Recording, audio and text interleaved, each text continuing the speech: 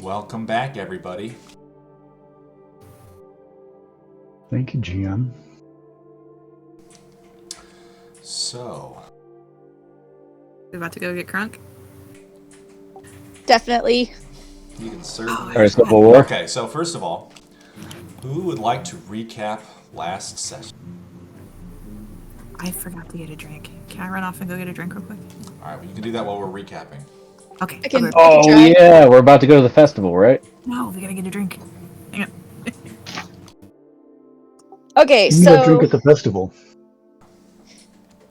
You'll see. we found out who the orc was. Keth Forjai. He was a farmer. He's been hunting that leader for a few years now, and he did end up taking that orc's family many years ago. He did note that some of the captives would disappear while the rest are sold. So that's a fun thing to try to figure out. We did find out that the boat inside could fit about 50 captives in it. There was a dead, suspended corpse hanging upside down in the cabin where there was like a dip in the floor and it was all charred and burned and its throat had been cut to the bone all the way across. We found this large bowl caked with sulfur and dried blood. And it was just like this weird mixture, plus a vial of sulfur. And we also found an infernal journal that we have not been able to figure out yet. Lots of torture devices in there as well. We looted. I didn't get that down. I know we were headed towards a small village outside of Torvir Deep, and the orc was accompanying us. We're about to go to the celebration of Queen Pilar. And also, Briar's Sword did not want to speak with her for some reason. And I'm probably missing a lot, but that's what I got written down.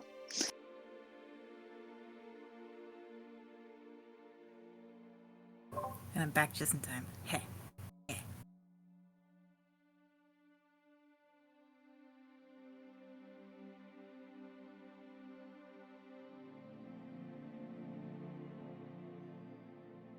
Oh, and the village's name was Canny Tor. Mm-hmm. Now, was anybody interested in trying to, take sage and smudge the arquebus's cabin to banish the evil spirits or anything? Do you have anybody who's interested or concerned in that sort of thing? Because there's very likely to be, At voodoo. exactly. I am not concerned, but I will not stop and may help anyone who wants to do that. Yeah, I'm saying both. Yeah, I'm not too concerned about it.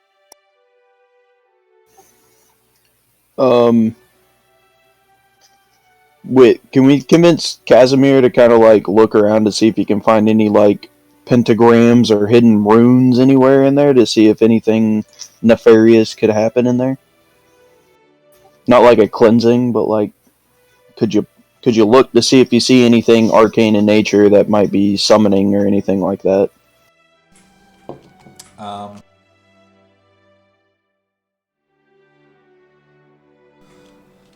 As you guys were traveling to Canny Tor, there definitely would have been time for him to review the room.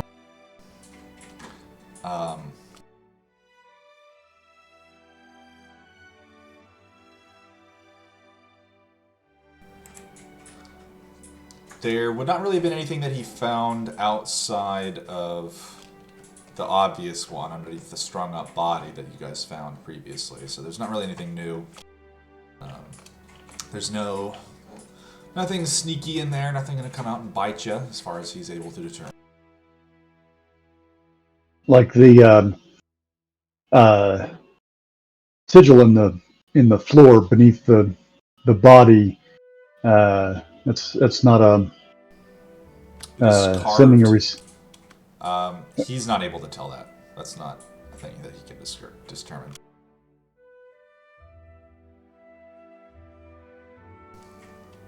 Could we at least smudge it or something to keep it?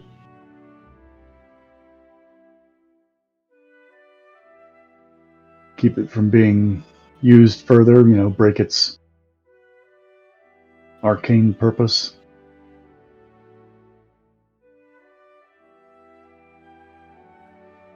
At least carve a happy face in the middle. I mean, Javid could if he wants. I think we just gotta paint it, you know?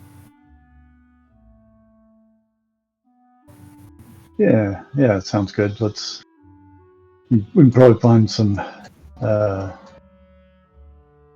paint for the boat and slap it, mop the sigil and slap some paint on it. Good as new.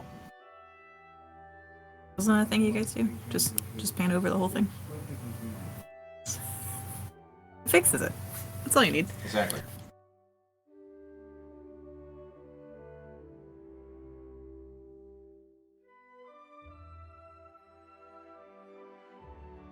All right, well, I'm satisfied then. And we'll also be spending the days aboard the boat when we're not operating it to make additional repairs, make sure things are as chip shape as a bunch of amateurs can make it.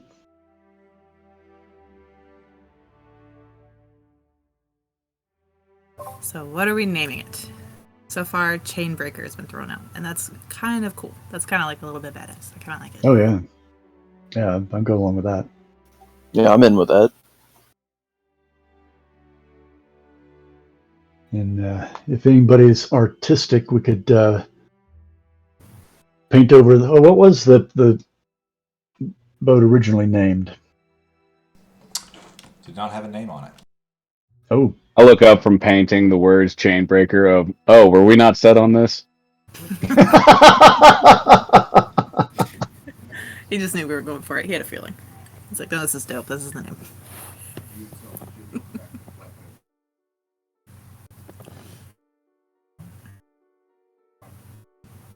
Ooh, while we're in town, we should try to find like a figurehead, put manacles on it, and then break the manacles. Huh? Yeah, that sounds dope. Yeah. I'm assuming it's kind of like an unassuming little boat because they probably didn't want to draw too much attention. It is pretty plain overall. Let's stiff it.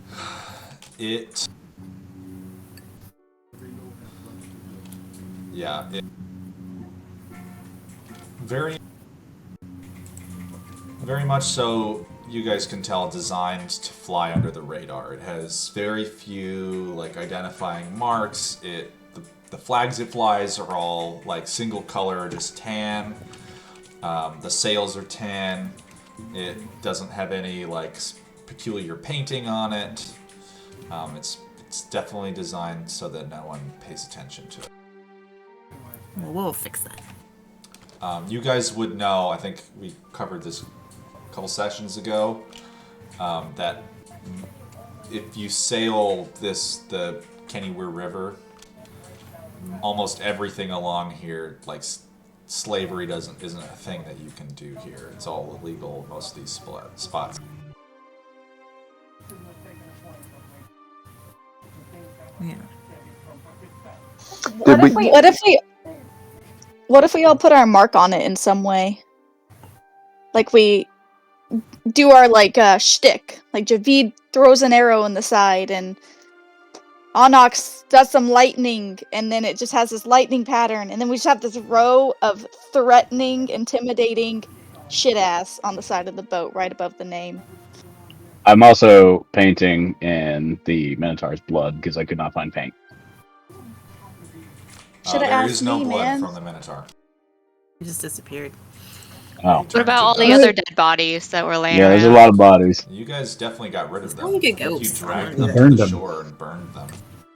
Oh, fine. I'm pretty sure a boat would have. The boat probably does Paint. have paint, yeah. Yeah. Fine.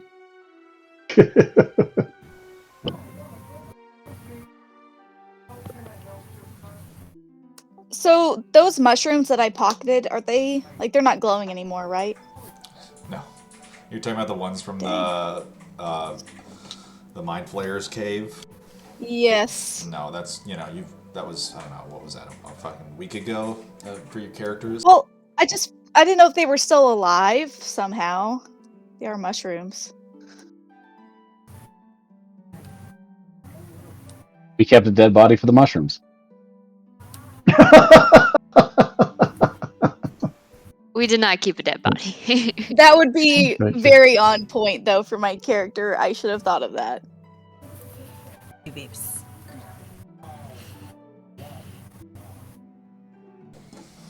Alright. Is there anything else that you guys would like to have had done on your sailing voyage south? Oh, I'm totally in for the idea of like everyone leaving their mark. Like, so each of us kind of like individually kind of does something to make the boat kind of ours. Well, the kitchen is Yeah. mine. Most assuredly. Just gonna arrange it exactly how I want it. Exactly like I had it in the swamp. Okay. And I wanna paint the door to the galley as well. We would have had time also to go through both the cargo hold and look for anything aboard beyond the personal possessions of the crew and Arquebus's people. Yes. Actually, I don't remember if I gave that to you guys. No, all I have from loot from last session was just the book, the dried bowl, and the journal, the healing draught, and then the bowl. Okay.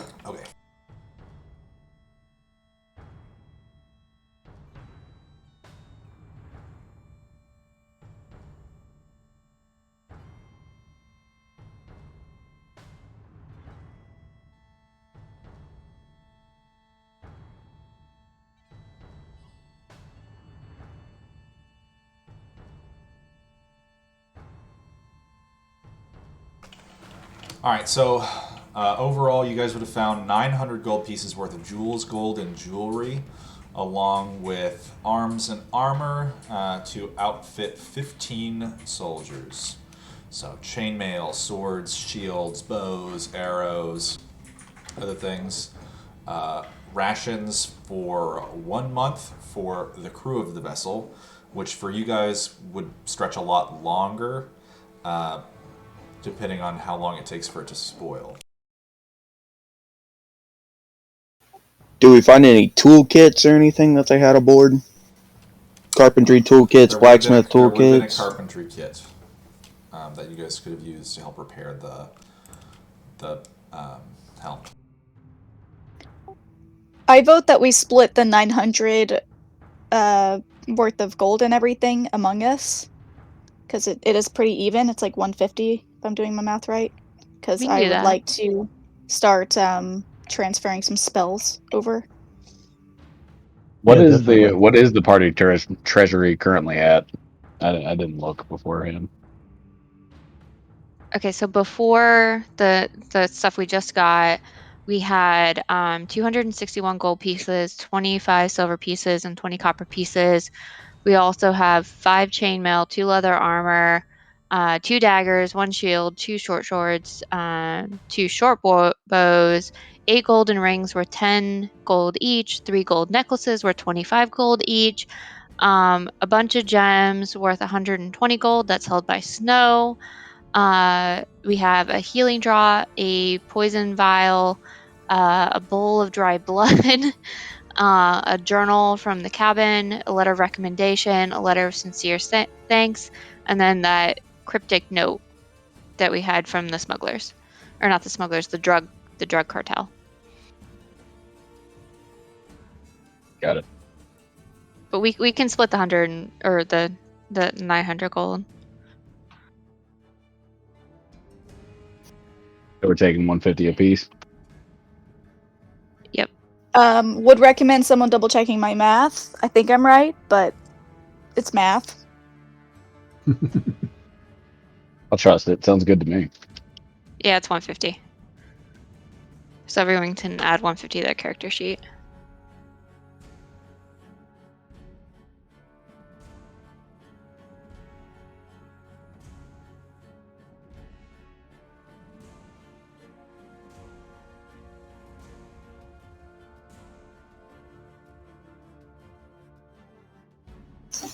So we're heading towards Torvir Deep.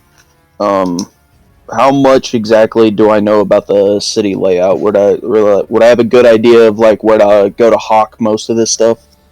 Yeah, I think between you, Azriel, and Javid, who have all spent a considerable amount of time in this city, that you would all know where to go.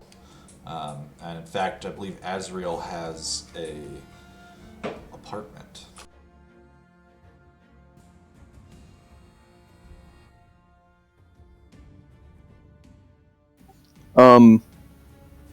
Would I know of any like specialized weapons for Leonin? I don't know what you mean. Are you talking about the claw thing that we? Yeah. I mean, yes, your character knows about it. It's a pretty common cultural thing. Okay.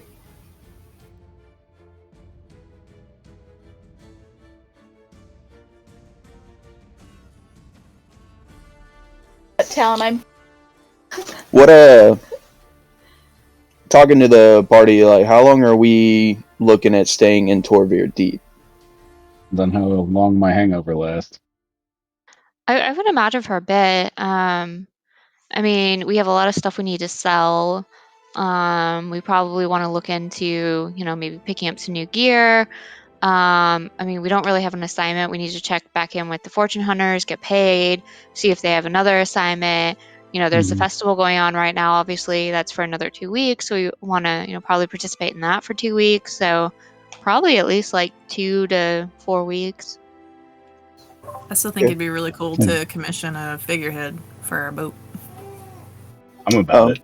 With the amount of money that we make off of this too, if we can find, I know where a couple of the apothecaries are. I could spend some time while we're here brewing some potions. That way we don't die a little bit better than these. And I hold up the like kind of muddy brown liquid in the vial. If given the correct amount of time, I actually know how to make decent ones. I would contribute some money towards that as well. I think we That's should why maybe have at a least party one per. I was thinking we could do the party fund for that if we want, but I mean, we need to sell some of this stuff and then see how much to divide out. Because right now we have a bunch of stuff we need to sell, like the gems.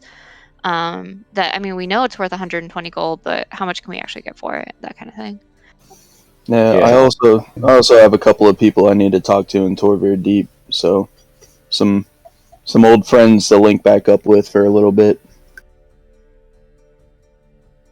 As for the gems, we may want to consider that if the spellcasters want to learn spells that require, like 100 gold worth of diamond or something.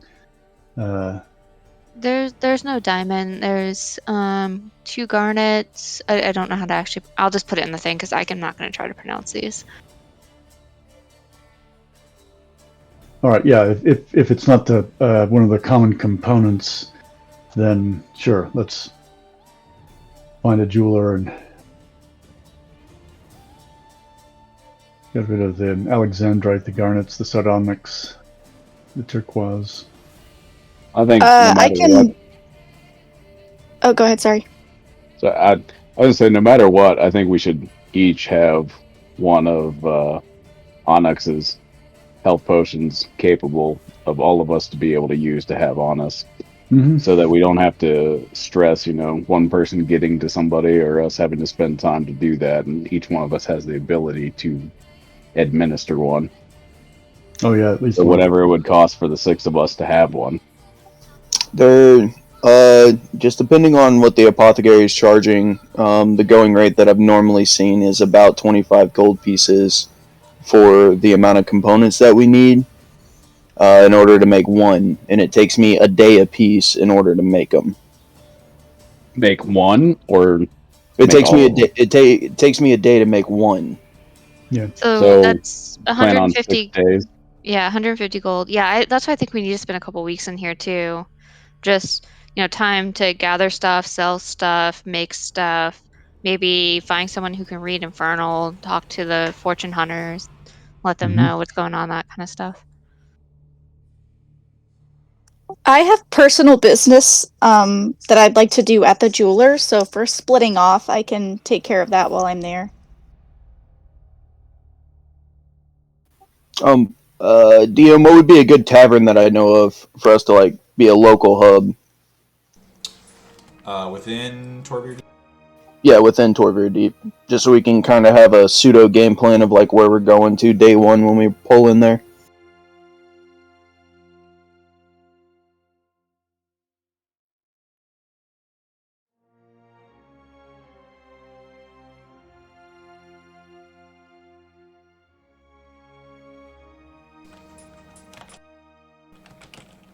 Do you have a map of Tovar Deep, like the city itself, so we could Not really. It is the design of it is beyond my scope and ability to create a map of it. So um, it is just this massive, like kind of steep angled stalagmite is the rough construction of the city.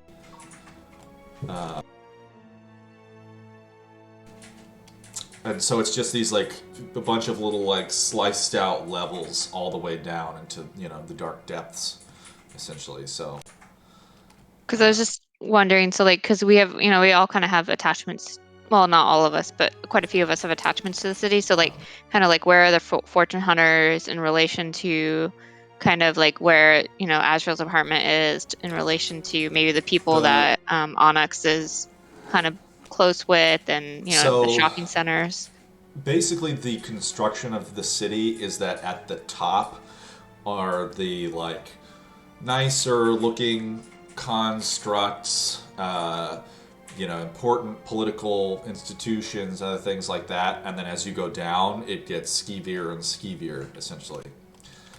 So Onyx's friends and family would be pretty close to the bottom. Same with Azriel's little hovel, and then the fortune hunter offices would be closer to the top because they're a pretty wealthy, respected guild. One thing of note within, I'll just go ahead and tell you. So Torvir Deep, it is run by the guilds, and there are a bunch of little guilds running around them. They don't really respect outside guilds, so not like the fortune hunters, they're not part of it.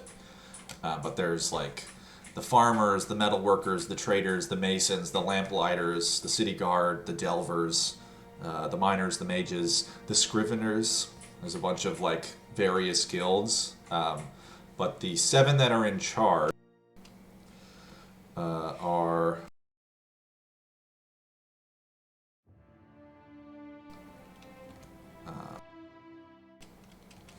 farmers, metalworkers, traders, masons, lamplighters,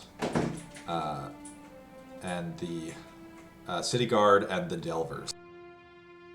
Okay, can you say that again, but slower so I can write it down? Okay. So the 7 clan guilds, which are the ones that run the city council, essentially, are the farmers, the metalworkers, the traders, the masons, the lamplighters, the city guard, and the delvers.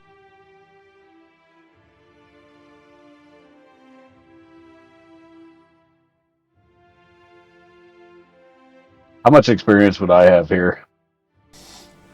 Little to none. Okay.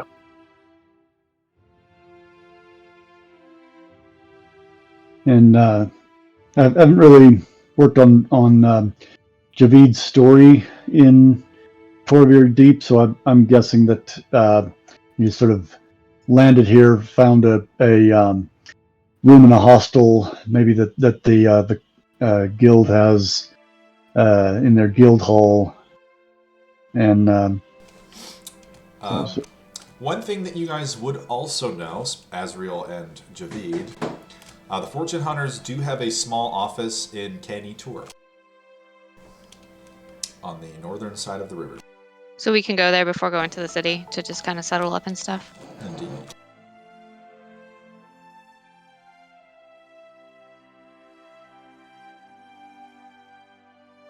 And how does membership work? Because, obviously Javid and Azriel are the two official members. Given that we've picked up, additional party members, do they have to join? Is it something that, do they work with non-members? Is it a choice? Kind of how does the They work with membership work? non-members, but you don't get any benefits if you are a non-member.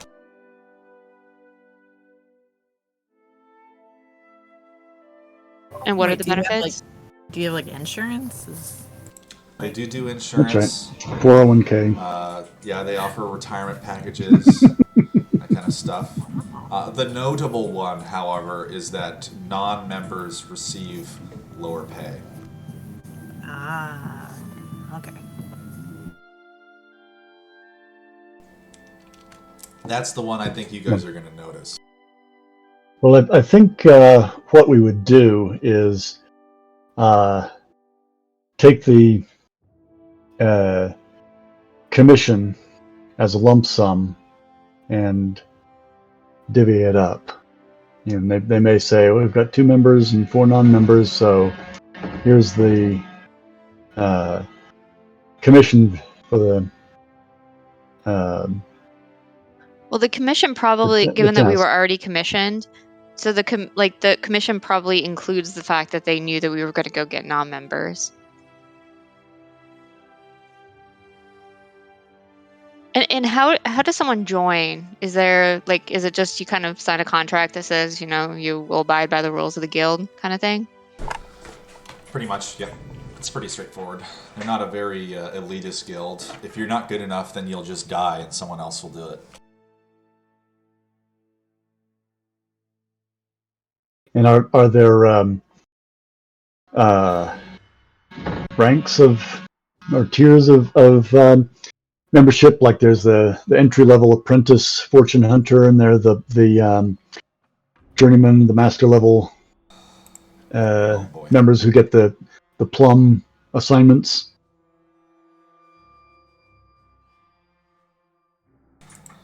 Let's remind.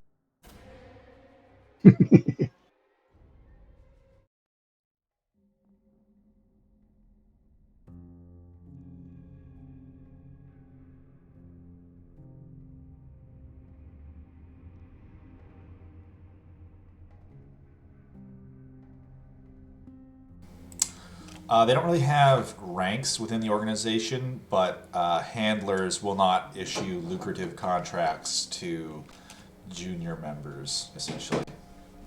So it's kind of an unofficial system within the organization. Above that, you do have the ability to become management for more reliable pay and less danger. But it's, most people don't really go for that. And you can work your way up the management track. There's the adventurers and then the management, and adventurers get a lot more money.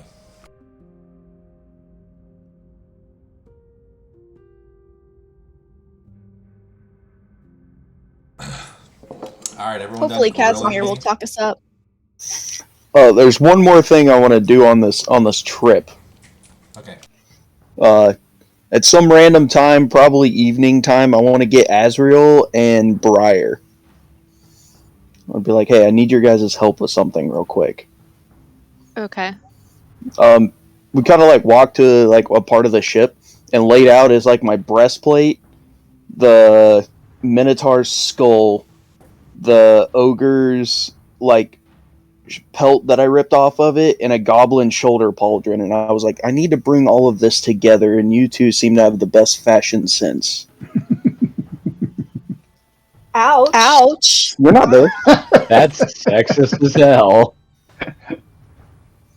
Well, Azrael's all clean cut and everything, and Briar's got a thing with the nature and piecing it together. So I'm gonna tell her. I'm gonna tell her. yeah, I'm thinking of. Oh yeah, because you're all about clean cut and I'm fancy thinking- looking. Well, I'm not fancy looking, but my clothes are, they're clean most of the time. And, I spend every night making sure that they get clean. And, they fit well, they allow good movement, they don't get in my way. Oh, this wasn't against you, Azrael. This was about Onyx over here. But I'm I thinking. love that you're asking like the swamp bug for advice on this. Okay. Maybe he's just hoping they'll meet in the middle, like the super clean one, and then like swamp bug. Maybe we'll get where Onyx wants to be. Like you can see Oh. my skin from the elbows down because I do wash my hands to cook, but it's like it. But I'm thinking. Somewhere between runway Yeah. model and grease mechanic. Mhm. I'm trying to hit that middle point, you know.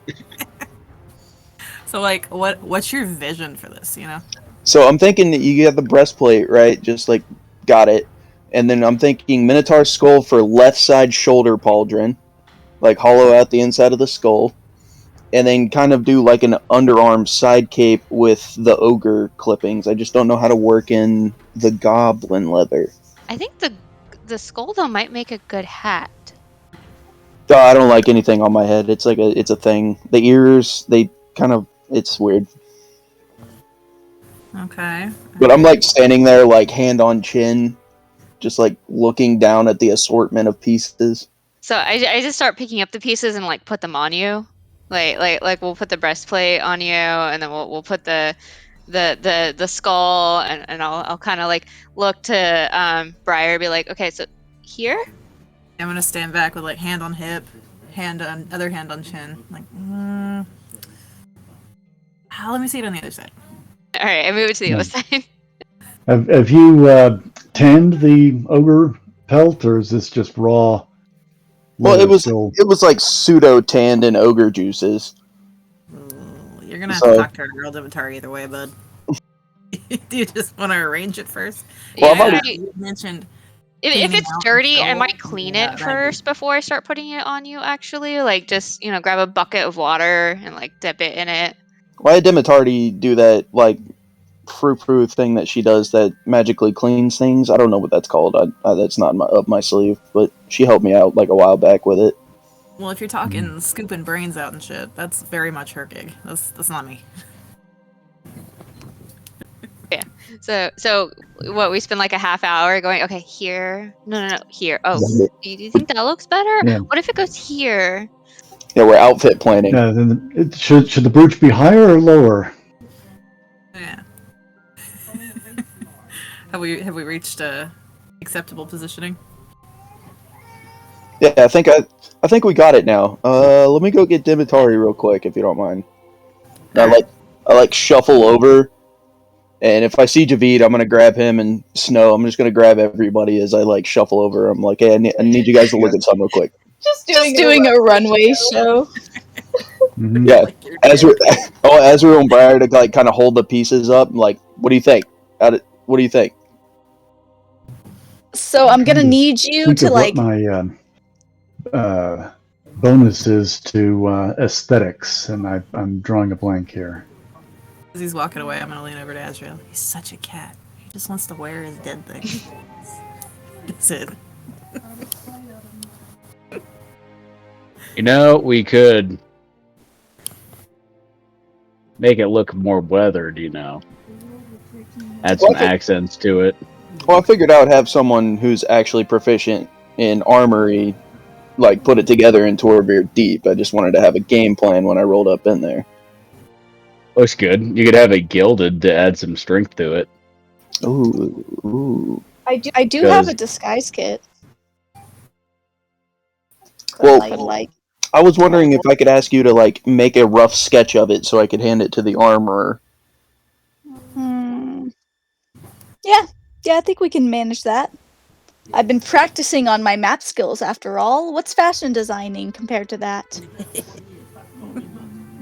Oh yeah, I'm having Demetari draw my outfit, and then with the plans set, I've got plans in Torvir Deep. You know, that reminds me. I bet you there's somebody there I could talk to about this sword that ain't talking no more. Yeah, they have all kinds of armors. I'm sure one of them could help you. If it's alive and it's not talking to you and it's a sword, like maybe you should feed it. Oh, You know what I no. mean? Should I have been doing It that? might be hangry. Oh no, you're probably right. Oh god, I hope it's not dead. And I mean, you're a really good cook, so maybe if you just like slice something super rare, it'll count. Maybe. I'm gonna try that today. I'm gonna leave it next to like a plate of food and see what happens.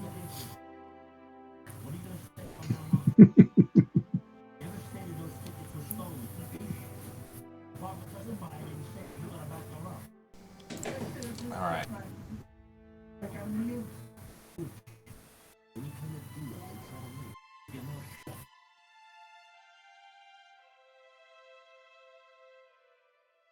So we come up to the drawbridge in Canny Tor. This being a drawbridge, we probably have to talk to somebody about getting it drawn so we can pass through, and I would fully All right. expect there to be...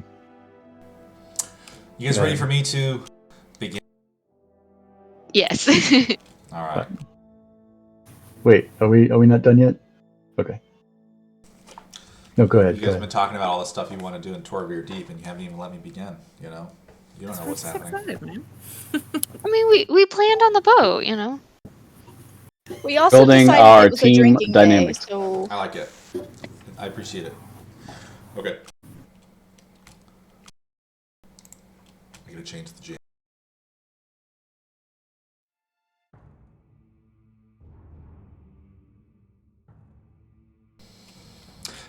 You and your vessel approached Canny Tor. On either side of this Ooh, wide what'd you make? river, you can see small buildings and other things begin to crop up on either side. It is this kind of intermingling of construction between human and dwarven design. Most of the dwarven buildings can be found to your right on the southern side. The river runs fast, deep, and very wide. You approach the buildings of the city, they begin to grow taller and taller, until finally, kind of in the distance, you can make out Jareth's Bridge, the main bridge across two sides of Canny Tor. Those of you who have been to this portion of it, which I'm pretty sure I would say most of you have at least once, you know that this bridge is an absolute monolith of dwarven construction. It is wide enough that you can pass probably 15 carts abreast across the entire stone bridge. Oh. And most notably, it is a huge 60-foot long drawbridge in the center section of stone that the dwarves can lift these huge counterweights and swing it up to allow masted vessels to pass underneath.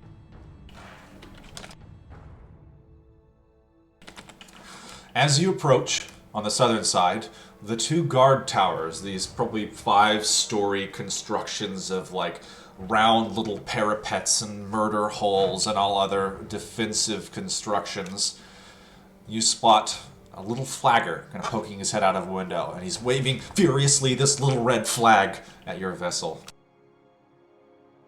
Briar, stop. Yeah, hit the brakes. Pump the brakes. Is there a... There's an anchor. We're just gonna toss it in the water. there's a dock where they are, or they're just hanging out a window? He's on a little kind of opened balcony portion that they use to do like semaphore to vessels coming down the river. Let's just reef the sails. How far away are we? close enough that you can see him, but not super close. Oh yeah, don't drop the anchor. Just drop the sails. The river runs quick. All right, go drop the sails. I'm gonna cast Gust of Wind in the opposite direction that we're going, and just use basically reach my hands out and then pull backwards as wind is blowing into our sails in the opposite direction. All right, this huge gust of wind flows across the deck, and all of you kind of slide forward a little bit as the vessel almost jerks and begins to slow down.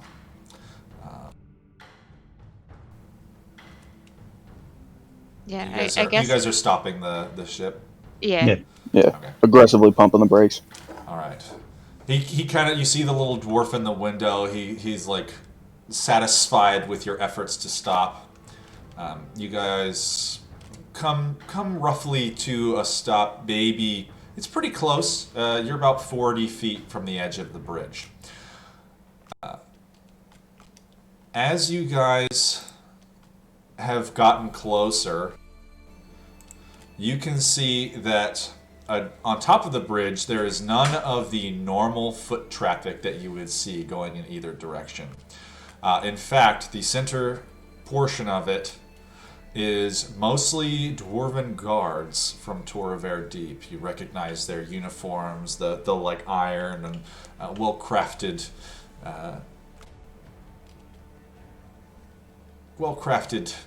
outfits of little plate armor and shields and spears.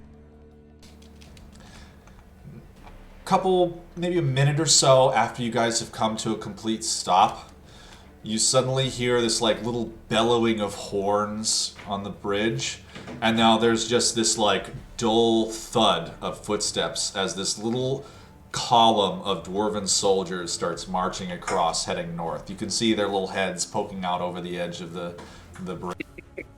Does this look at match him. with the other time that I was on a boat and we approached the bridge? Does this seem normal?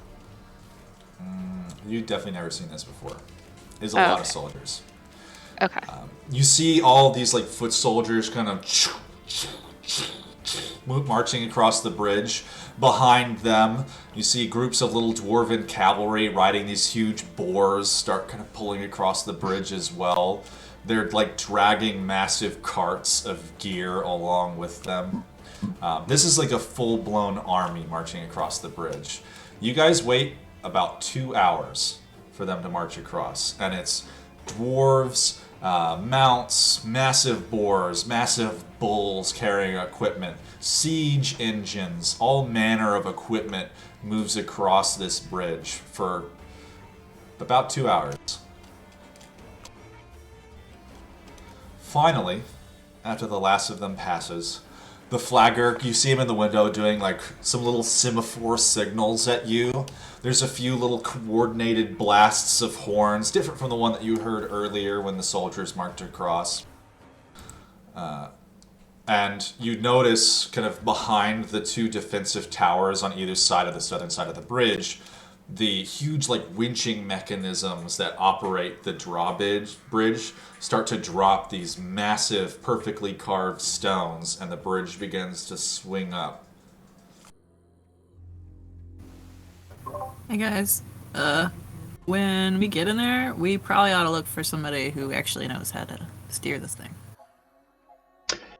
Yeah, we've probably had to have had a conversation about what we're doing. Are we going to keep the boat? We're going to sell it because none of us are Or at sailors least hire really. someone to do this shit, because Or we could do that. Well, I think before we make any decisions, we should figure out if we're going to get any more work, where it's located, and Well, maybe even make some extra Yep. profit. I'm not saying stuff. we make a decision at this point. Yeah, definitely we want to dock it and sort of figure out, because now it seems like the city may be on a war footing. A boat might be good for getting us out of there.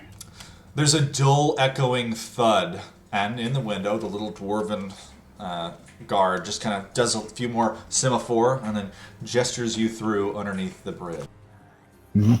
pulling up anchor. How fast do we start moving again? Pretty quickly. This river runs fast. Okay.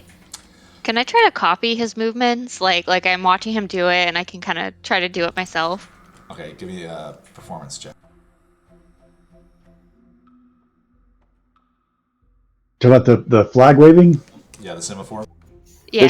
Does she seem like really focused on trying to copy the dwarf?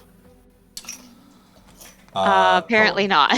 She's just kind of waving her arms at him, and the dwarf is like, Would you stop belittling him? Are her feet close together? Because I've got plans.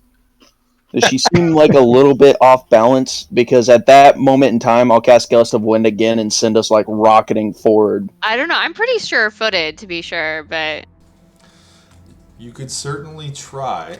She's just to the rest of you, it looks like she's just messing with him, but you know, she's putting in a good faith effort for sure. And there's not like a cheat sheet or something carved on the rail in front of the helm to say, you know, this means that. And... There is not. No, it's No. you kind of are having to read the rough, understanding of it. Just kind of guessing and hoping you get it right. It's obvious, you know, they raised the bridge for you. They mean for you to go through. That must be what it is. That much we can read. Can I see any other colored flags on this guy, or does he just have He's got a the couple. one? He has like reds and greens and yellows and blues and all kinds of stuff. So he did, he waved a red to get you guys to stop. He was doing like I'm pretty sure that one means stop. And now he's waving a green at you, it means go, obviously. All right, we're looking for a place to dock. All right. You sail through the bridge. You come out on the other side, and you can kind of see now that this is roughly the bulk of the city.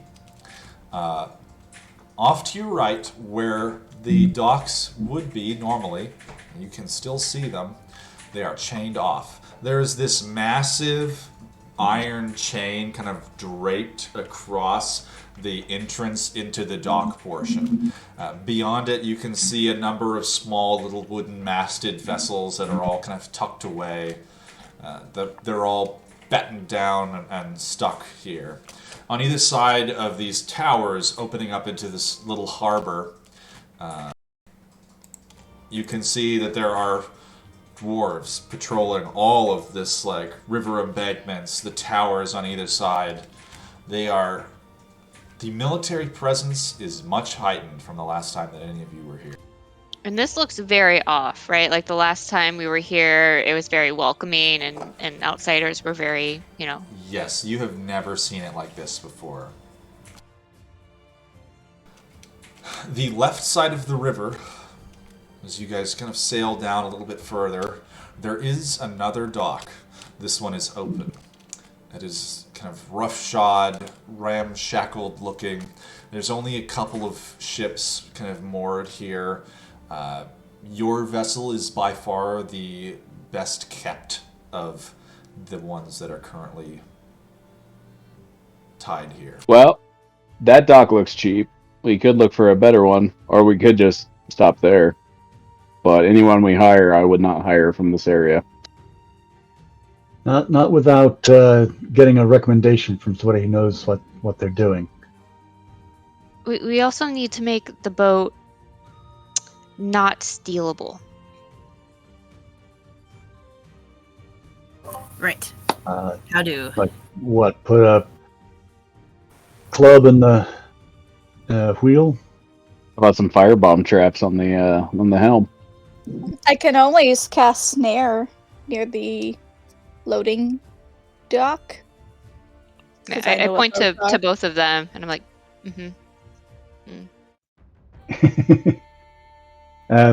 So this rubbishy-looking port is the only available looking. So the port itself is not rubbishy, but the vessels are. So what you guys, the vessels are. what you could tell pretty much is that the vessels that were moored on the southern dock were a little bit fancier, larger vessels, and these are all like single-masted little like river fisherman looking boats and stuff like that. Unfortunately, my spell only really lasts 8 hours. So past that point, I guess I'd have to cast it again. I don't really know how long we plan on staying here, but I've only got a little bit of a rope, enough to cast one more time. Well, I think we were planning on staying here for a while, but I would imagine we were planning on staying here at night to avoid, multiple expenses. Hey, Briar, can you go drop me off on the dock real quick so I can go get us a spot while you guys pull the boat in? Sure. Yeah. I was planning on I don't know. staying at my place. Oh, whoa! You have a place here? Yes. Well, this Have is Canny room for Tor. 5 others? Oh, in Tovar Deep, yes. We're Torvar- going to Tovar Deep. It's like a day's trip away from here, right? Roughly. But that's where we're going. What time of day is it right now? At this point, so you guys would have gotten around noon, and then you spent a couple hours waiting for the army to pass, so mid to late-ish afternoon. Okay. Briar's gonna airdrop me onto the docks, and I'm gonna go look for like a dock master, wharf master type dude. Alright, you kind of fiddle your way along the docks here in the shade of the surrounding buildings. Find yourself into this little kind of plain office. Inside there's this like older looking, he's got streaks of gray in his beard. It's a dwarf. He looks up at you. And what can I do for you? We're looking to park our boat, the Chainbreaker. Alright. Well, it's gonna be 10 gold pieces a day. 10 gold a day. Does he seem like he's trying to jip me? Like that was a pretty hefty sum for docking a boat. Go ahead and make an insight.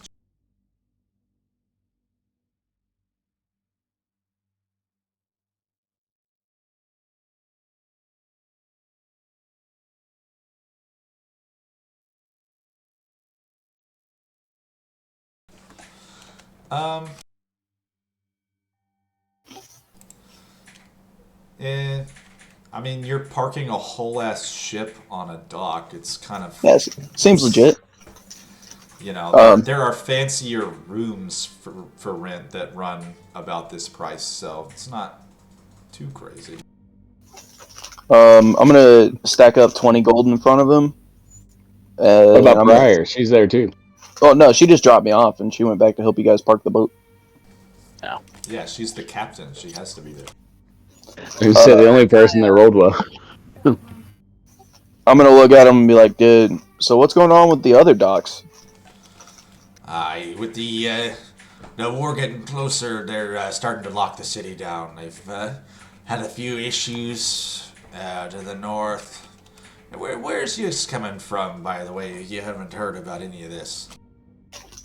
I've been south of the Kazarane Hills for quite some time. I mean, I knew the war was going on. I just didn't know it was getting this close. Yeah, well, lots of surrounding villages are starting to feel the hurt. You're gonna see it yourself here in a bit as soon as you leave the docks. All right, well, I don't know how long we're staying, but I'll go ahead and pay for 2 days starting out, and then I'll probably have our captain come talk to you about a more realistic plan a little bit later. All right. And he kind of slides your coins across and starts counting them.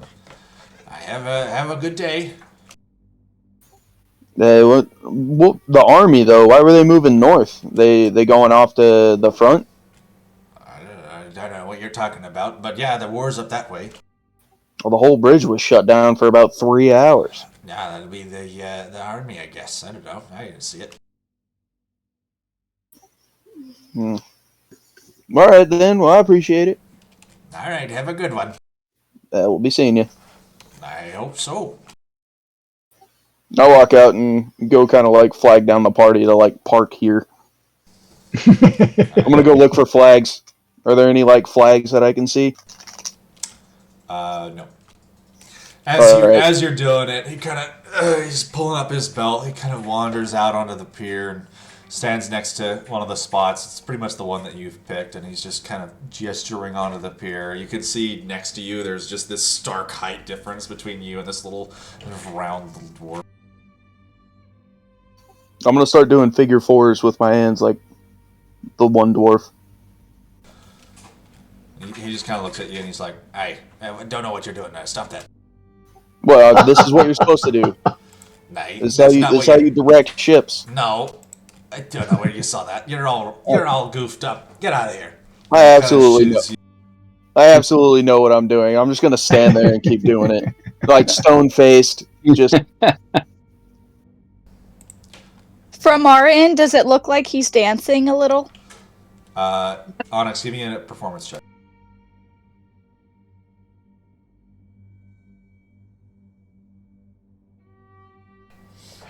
He's doing a pretty good impression of the dwarven semaphore messenger that you guys saw earlier. Looks just like him, but it's anybody's guess why these same symbols for the, how to pass through the bridge and stop at the bridge have any relevance to park here.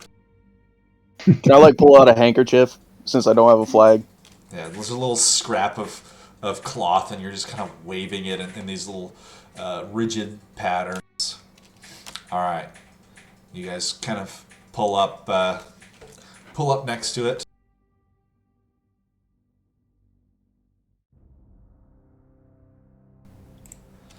All right. What are you guys doing to kind of park the vessel? I mean, wouldn't we just because the sail's already down, right? Yeah. So wouldn't we just wait until it kind of gets into place, like Briar would kind of maneuver it, and then we just drop the anchor? Oh, you don't want to drop anchor in port. I'm I don't know boats. No, we lash off. I'm standing dockside to catch ropes and tie them off to the cleats. Hey, get out of here! I'll do this myself. And he's kind of gesturing for you Realistically, guys. none of us know this. Okay. Yeah, you have no idea what that is. I've seen ropes on boats. I'm obviously going to tie it off. I'm going to tie it off really wrong, but it'll be tied off. He's gesturing for you guys to we're all throw heading rope. over to the anchor, and he's like, no. All right, so yeah, we chuck a line over at him. He kind of snatches it, and you see he does these twists in the air, and the rope kind of curves, and then ties itself off on one of the little metal cleats on the pier, and then he kind of waddles over to the next one, as gesturing for you. All right, so yeah, we'll. Yeah, I think we figure it out and start throwing ropes. Grabs another one and ties it off, and you guys are moored next to them, kind of gently in this calm little port. What are you guys doing now? Your dwarven companion kind of scurries back off to his office. Hey, we have questions. What do you want? You want more days? 10 gold pieces per day, as I told your friend here. Yeah. Does how that secure sound, is this? Go ahead.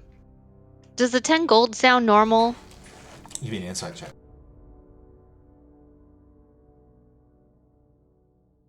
Did everyone hear that? Yeah, you kind of yelled it. Seems a little high. Can I kind of walk up and kind of look him in the face and say, that's not the price? Aye, 'twasn't the price. It is now. There's a war afoot. Higher prices. This being the only dock available on either side of the river for 100 miles. You'll pay what I like. Well, what do you plan on using the inflation of your prices for? I was hoping to buy myself a boat and go sailing. Oh, you're interested in buying a boat, huh? Speaking of safe, how well patrolled is your little safe harbor here? Do you have guards at night and that sort of thing? Can we leave our boat unattended and not worry that it's going to walk off in the night? Your boat certainly won't be walking off, but I wouldn't consider this side of the river too safe anymore. keep your wits about you and all that. It's a And bit why are we crowded. paying you 10 gold a day? Well, you're Yeah. welcome to park it in the river and let it, float away or get impounded by the guards. I'm sure they'll like that. Well, we are actually unsure about whether or not we're going to keep this boat, so if you want one at a fair price, might be a good idea that you keep a good eye on it. Fair enough. I like the cut of your jib. I don't know what that means, but thank you.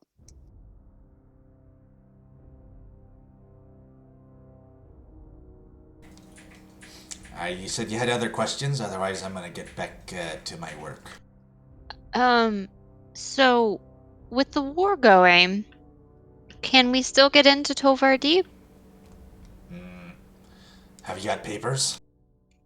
I live there. Then no. You can't. I have not seen anybody get across the bridge for 5 days now. They've got it all locked off. The refugees are all trapped on this side now. And, it's anybody's guess how long this side of the river lasts when the soldiers from Austrinium get here. What? What about the festival? You're missing it. No! What about ferries? Surely some enterprising crew is ferrying people across the river if they can't cross on the bridge. Make a persuasion check. Or, burying. Got me? Gesture at my wings. Yeah, that'll work so well. Well, yeah, okay. He kind of gives you a look and he's like, kind of palms his hand a little bit. He's like, I might have heard something about that, but my memory's a little foggy right now. Oh well, I guess you'll never know. So I'll pull out. Wait. I Five. know about this kind of thing. Can I talk to him? Yeah. All right. I'm gonna go pull him aside and be like, all right, listen here. I know about getting in places people aren't wanted. Can we come to an agreement? I'm not sure I understand your meaning. I am a forthright and upstanding citizen of Canny Tor, and I have I'm gonna grease his palm. I'm gonna slip him. I don't know, like 5 gold pieces. My memory suddenly it's so much better now. You didn't hear this from me, but there's a group of guys couple streets down. If you show up at midnight, there might be a boat for you. You just gotta ask for Evenheart. Evenheart. Got it. Aye. Thanks. I'm gonna clap him real hard on the back. And he gives you a nod. He's like, I like yous. And he pockets your gold pieces. All right. I'm gonna go tell everybody else. Evenheart. Midnight. A couple streets over.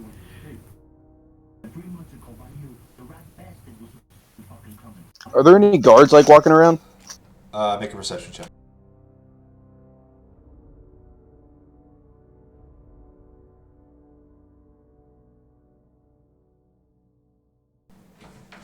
Okay, so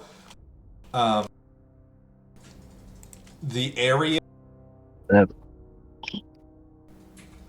where you guys are right now, it's kind of this little mushroom capped portion of it. There's kind of a narrow opening for the vessels to sail into these piers, and then there's the docks itself, just a few kind of little buildings and a few stone buildings running the circumference of the actual dock.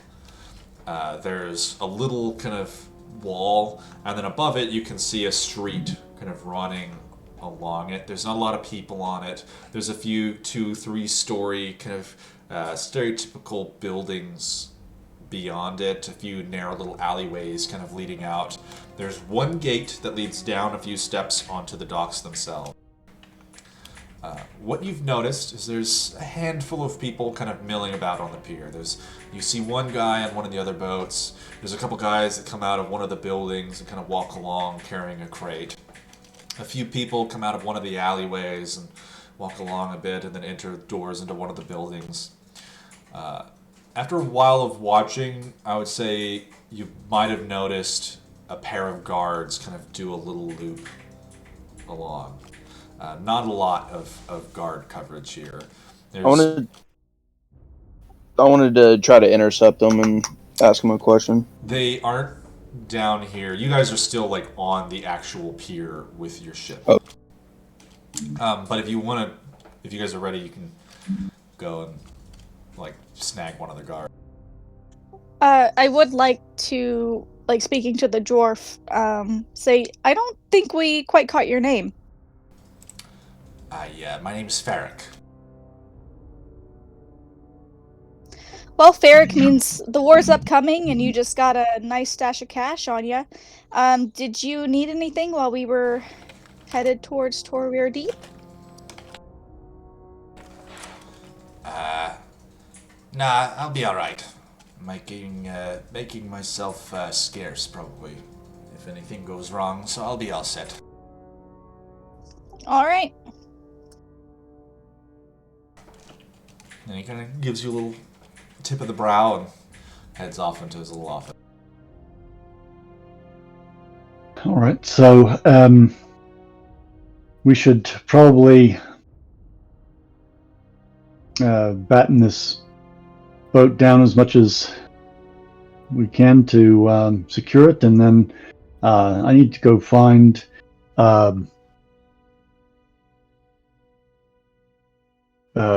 what's his name? Brahma Stormforge or somebody else from the Fortune Hunters. No, Brahmas is in Torreveer. So We need to find the faction office. yeah, before we leave the boat though, are there any like, I don't know, locks or things on the boat that we can kind of like lock compartments and, you know, kind of make it difficult to access? You can padlock the below decks portion. Okay. I'm gonna do that. And the cabin, which is on the top deck. The cabin is not on the top deck. Oh, I was sort of picturing So the a cabin you have to go aft into, castle. and it's like through the crew's quarters into the cabin at the aft end of the ship.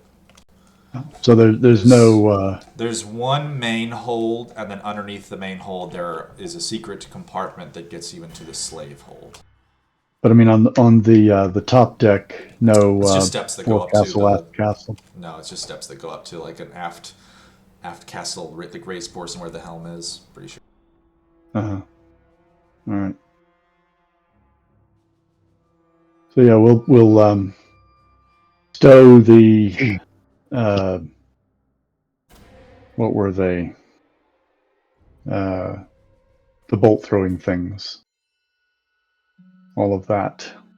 Yeah, we'll stow all the loose stuff from the top deck, except for, you know, ropes and what have you, and otherwise make the boat ready for us to depart, and expect to come back and find it relatively intact. Sorry, were you done? Yes. Also, am going to take I'm going to unwind some cordage and basically rig up a tinderbox and my camp oil to the windlass to drop the anchor if necessary, so that basically a firebomb is attached to the anchor thing if they try to raise it. Okay. I thought we'd established that we didn't Yeah, you guys did drop not. anchor at the pier. You did not drop anchor, but you could probably rig it up to maybe the hold, to where if anyone tries to open the hold without, you know, knowing to prevent this, they will, set off an inferno within the ship's hold. Sounds good. All right. Go Sorry, ahead I and missed that part. give me a sleight of hand check, so you can set the trap.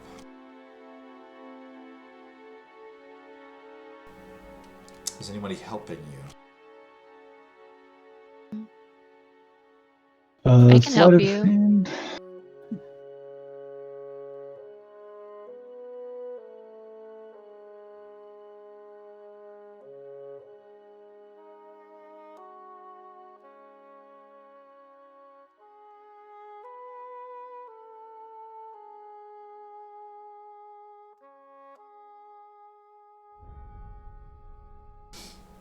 All right. You assemble something that might work well enough, you suppose.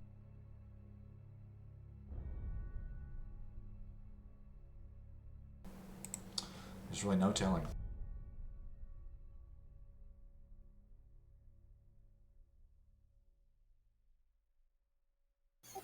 Can I run back into Ferrick's office but come in a little too hot? Like I didn't slow down quite enough as I opened the door. Just a... Is he still in there? Yeah. He's filling out some paperwork. What's going on? Oh, sorry. I had one more question. Where's a good place to stay? Depends on how much you're willing to pay. I personally would just recommend you stay on your ship. Anything on this side of the river is going to be booked up or overly expensive. Okay, good place, food, drinks, that sort of thing. It's...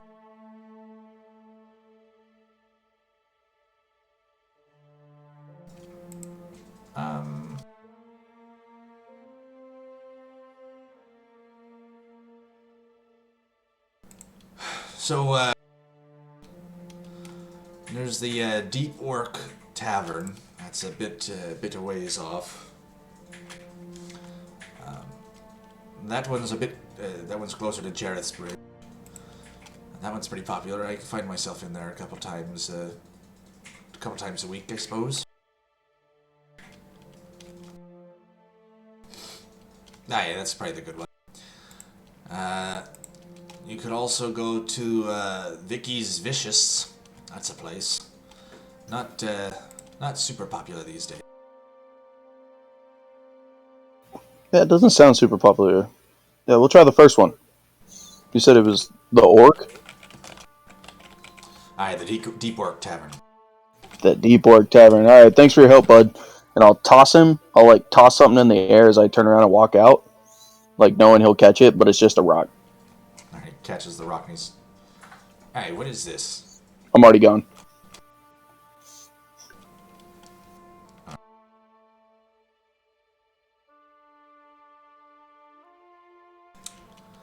As this is happening, Keth, he's been kind of tidying up his personal belongings and a few other things. Casimir as well. As you guys are kind of making these, interacting with these, you see Casimir, his pack all packed up, kind of strides down the gangplank, comes along behind the rest of you. I think this is where I will bid you farewell. I must make myself quickly back to the Everhold Institute, and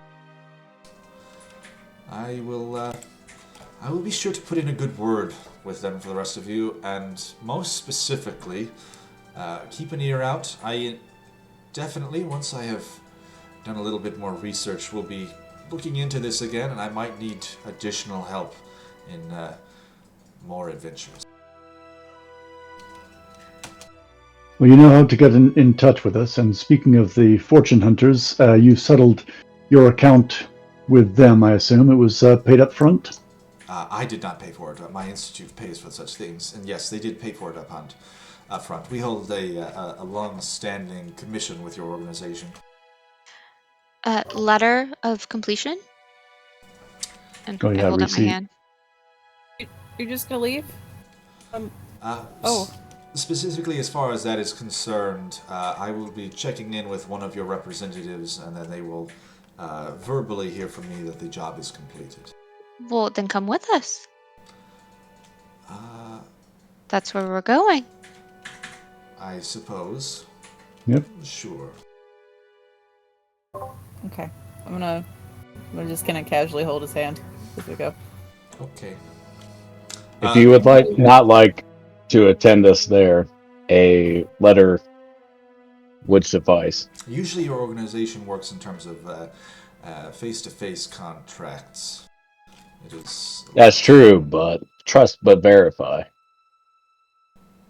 Right, hence the face-to-face contact. So as you guys are kind of talking to this, you as well see Keth kind of stride down the gangplank as well, and he's... Friends, it has been good traveling with you. I have enjoyed my time in your company. Your meals have been most appreciated. He kind of does a little bow towards Briar. You know, this big, burly orc fellow, just kind of... Ah, come on, bring it in. I'm gonna give him a hug his knees, you know. He hugs you back and kind of gently pats your back with his massive hand. Oh. Hey, Keth, before you run off, you want to grab a drink with me?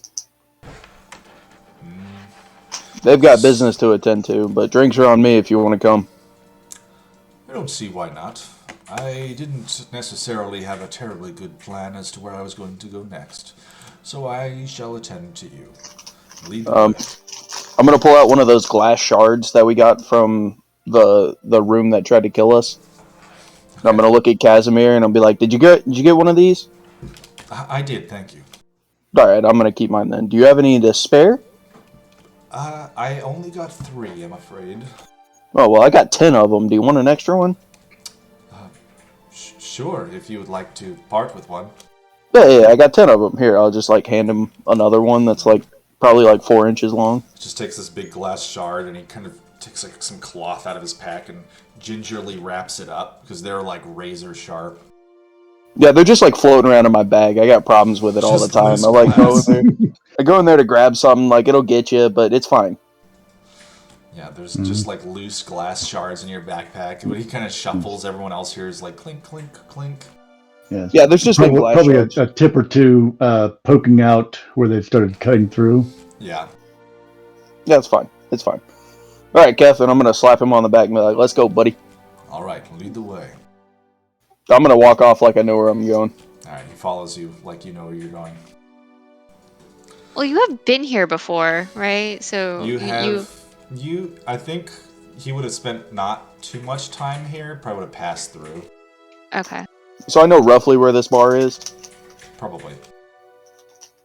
So are you not going to the fortune hunters with us?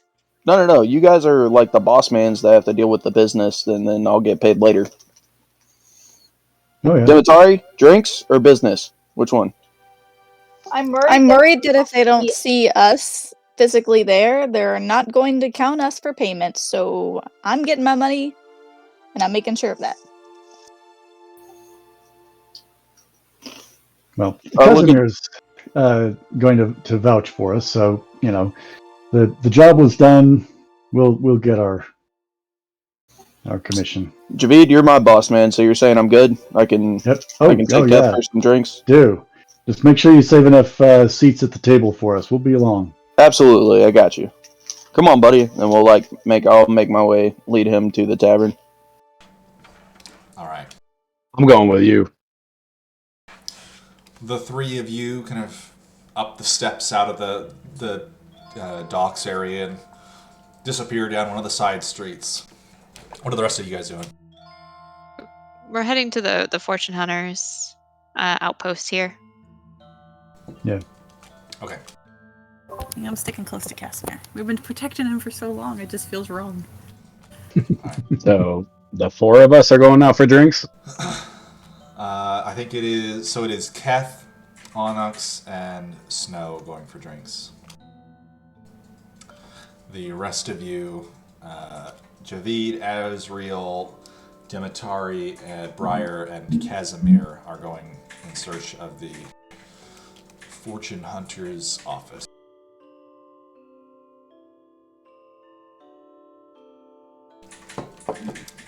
Both of you, both groups, As soon as you guys kind of make your way into these kind of side alleys leading away from this dock, there's this like noise that kind of starts to grow louder, and you all recognize it as the sound of like people and carts and other lively events occurring.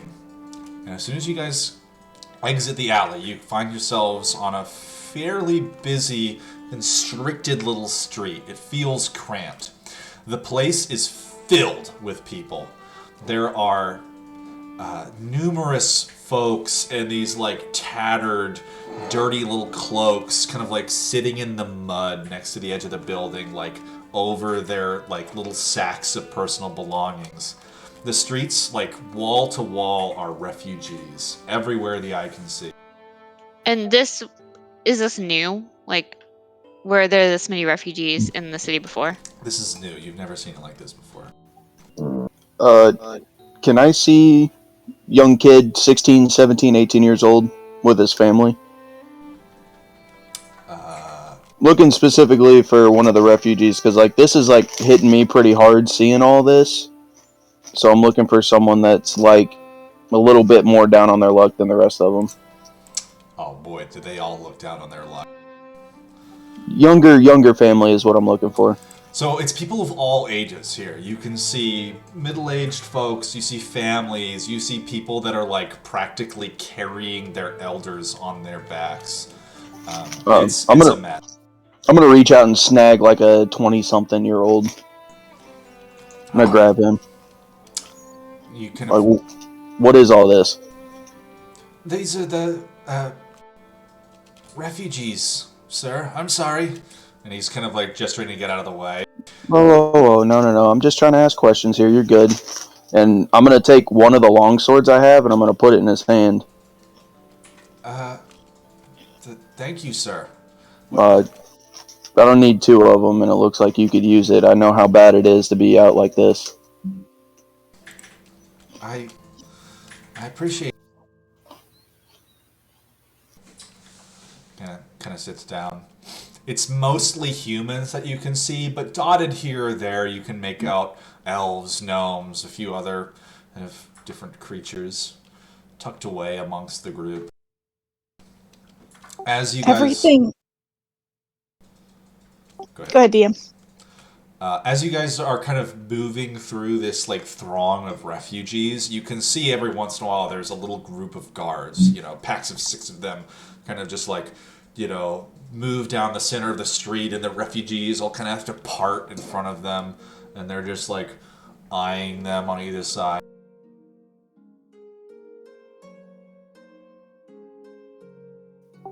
Everything is so alive. Ugh. Yes, it is. There's like this like tension and like palpable anxiety in the air. People are sickly. You can hear coughing and other things. People look gaunt and pale, poorly fed. Which is a rough sight. Is there like a soup kitchen, bread kitchen, like a food place along these strips, like general food, like people hawking bread and stuff like that?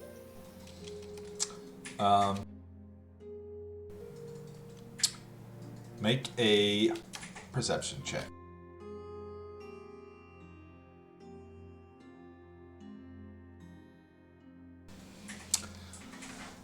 What you guys notice as you travel is that for just about every like building that exists, for every 5 or 6 of them, there's one that is open. The other 5 are like boarded windows, lights out, locked front stoop. It's just people in the streets, and then the city itself is dead.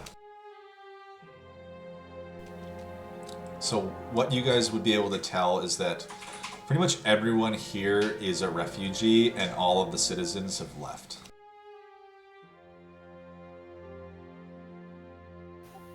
Got it.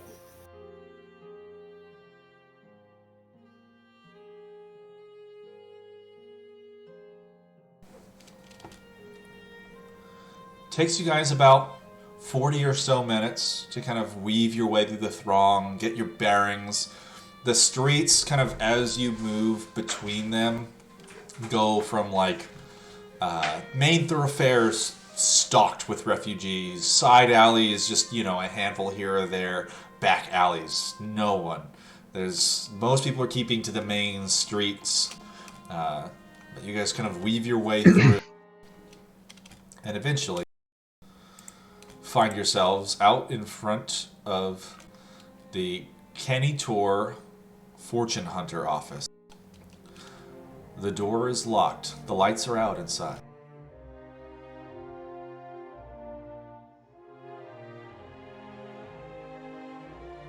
Any note, like something tacked the door saying,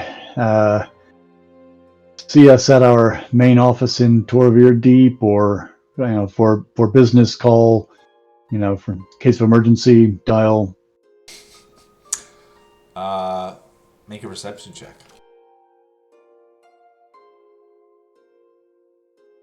Dial 1-800 the long candle. Alright. As you approach the building, poke your head inside. There's no sign or anything on the door. However, as you're looking inside, you see a large figure within, kind of moving closer. You hear the door click and unlock, and like kind of stepping through the door frame is this huge Goliath in like kind of thick leather armor. He kind of looks down at you and, "Can I help you?" Yeah, we have business. We're fortune hunters and are returning on a mission. I want to say bad timing, but I guess it's not. Come on in. And you kind of see him, he kind of like steps out of the way, kind of down the steps a little bit, and he hoists up this like big wooden sign and drops it on a nail kind of next to the door. And on it you can see like Fortune Hunter's office closed. Contact Fortune Hunters in Torvir Deep. And he's like, "Hurry inside, let's go get this over with before I'm out of here." All right, yeah, we'll follow him inside. Alright, it's dark, dimly lit. It's kind of like this. The interior is almost a mead hall, sort of. It's like long tables for people to sit on either side of. There's essentially, it's kind of a small private tavern. There's a set of steps that leads up to a second floor, and kind of beyond it you can see a little hallway and a few doors on either side. On this floor there's a few untapped kegs and then a back office, and he kind of gestures you past the thing and into a room kind of on the other side. There's some seats. You can tell that this is kind of the business office where they, you know, fill out paperwork and other things of that sort. I hand him our contract.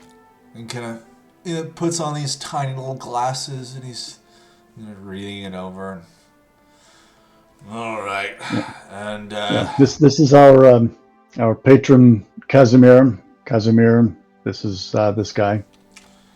got it. Status of the work, Casimir's completed, with bonus marks, I should say, for their timely and expert contribution to my mission. And I just, all right. And you see him kind of pull out a couple pages, and he kind of scribbles with a quill a little bit, and fiddles with it. You can see he pulls out a little fucking abacus, and he's kind of doing some math on it for a bit. All right. Takes him about, I don't know, 5 or so minutes. That'll be... Let's see. That'll be 4,500 gold for gilded members. There are 6 of you total. And he kind of clicking on it. That'll be a total of 17,000 gold. Does anyone have any questions? Yes, how did that math come about? 4,500 per gilded member, 2,000 per ungilded member. Ungilded members are not permitted for bonuses.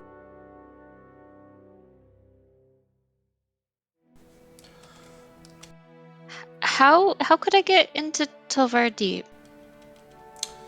Yeah, get one of these. And he kind of pulls out a little scroll. It's got a little stamp, wax stamp on it. And then he kind of tucks it away in his shirt. Fortunately, we're not handing them out anymore. Any other way to get to the city? Go the long way. What's the long way? Head east. There's another bridge, I think 100 miles. Maybe a little closer.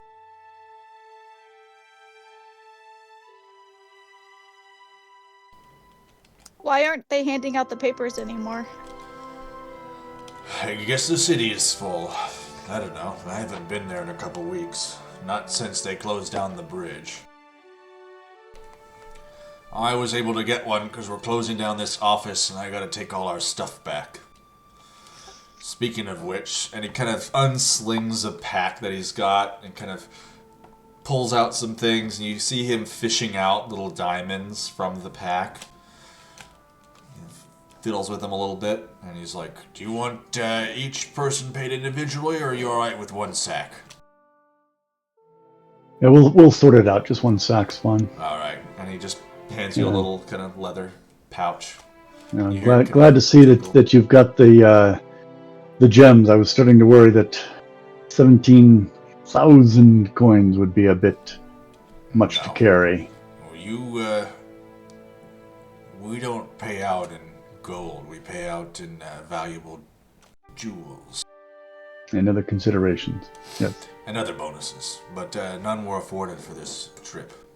And as this is happening, Casimir you see him kind of slide towards the back door, and he's like, alright, well, payment is completed, contraction complete. I wish the best of you many, many safe travels. Wait. All those little doohickeys you picked up, we're not gonna bother to show the guy who's paying us? And the guy's like, I don't give a shit. Doesn't that give us more money? No. There's only 2 things in the contract that get you more money. He comes back alive. That was 500 each. And then he says you did a good job. Another 500. Quick question. Did we give Casimir the, bands of supplication? No, I think we did not. I think Javid has them. Pretty sure he's actually currently wearing them. Or he's wearing the ring, I think. Yeah, I've got the ring. The torque is in my bag. My handy haversack of holding. Javid, don't you have something to give Casimir? No, that wasn't part of the deal. Would you rather it be used? I'm interested to see where this leads. Casimir doesn't want it. That's not something he deals with. He deals with antiquities.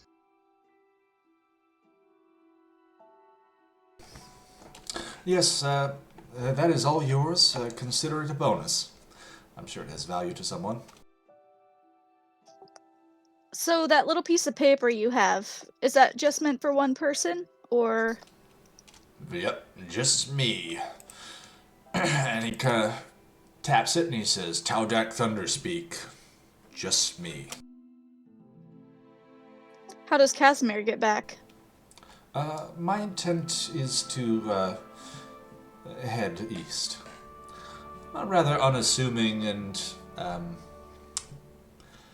easily ignored fellow. Monsters may not see it as such, but soldiers certainly will. For someone who was almost killed on multiple occasions, you seem rather calm about traveling 100 miles. I'll be alright. Well, and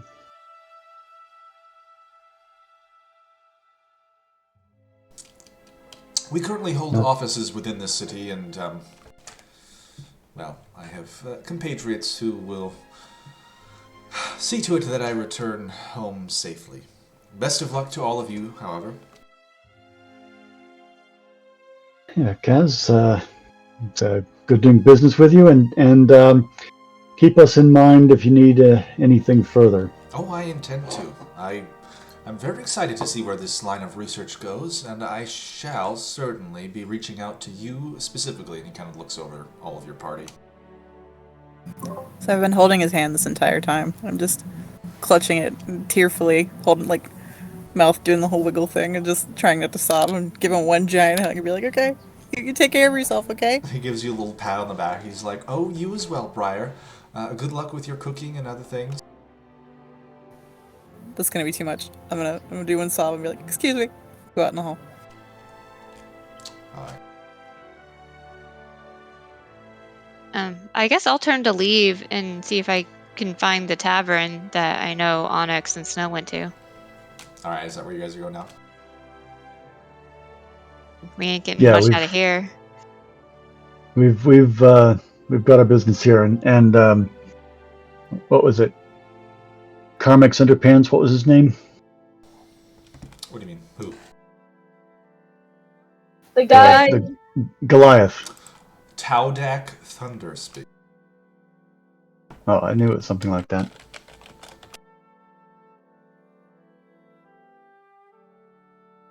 Have we And worked then- with him before? I'm guessing not. Like, I'm No. guessing there's a lot of managers, so. Yeah, there's a lot of guys all over the place. I believe you two have only ever worked out of the Torvir Deep office, so you've never met this guy before.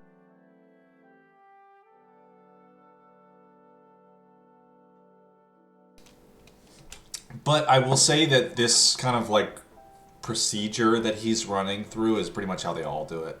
You know, you bring in whatever it was that you were working on. You know, like whether you were hired to kill a monster or something, you bring it in its head. They, flip through some abacus, do some math, and then they pay you out in gems. It's pretty standard. Yeah, then, yeah, I'll just leave because we're done. Yep. Your party kind of heads down the steps. Casimir gives you one final wave, and then he disappears into the crowd of refugees, and the rest of you head the other direction. Alright, Onyx, and the rest of you folk. Can I get you guys to give me a... I'm going to call it survival check.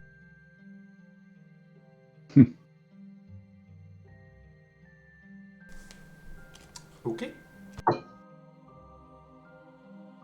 Well done, Snow. Following Snow's lead, you and Keth, Onyx, you kind of start to get like diverted by the crowd of people here and there. You know, you're having to step over people literally in the street. But Snow, like, kind of out in front of you is like pointing the way for the rest of you. It takes you guys a little bit longer than you probably would have liked, almost an hour to get where you're going.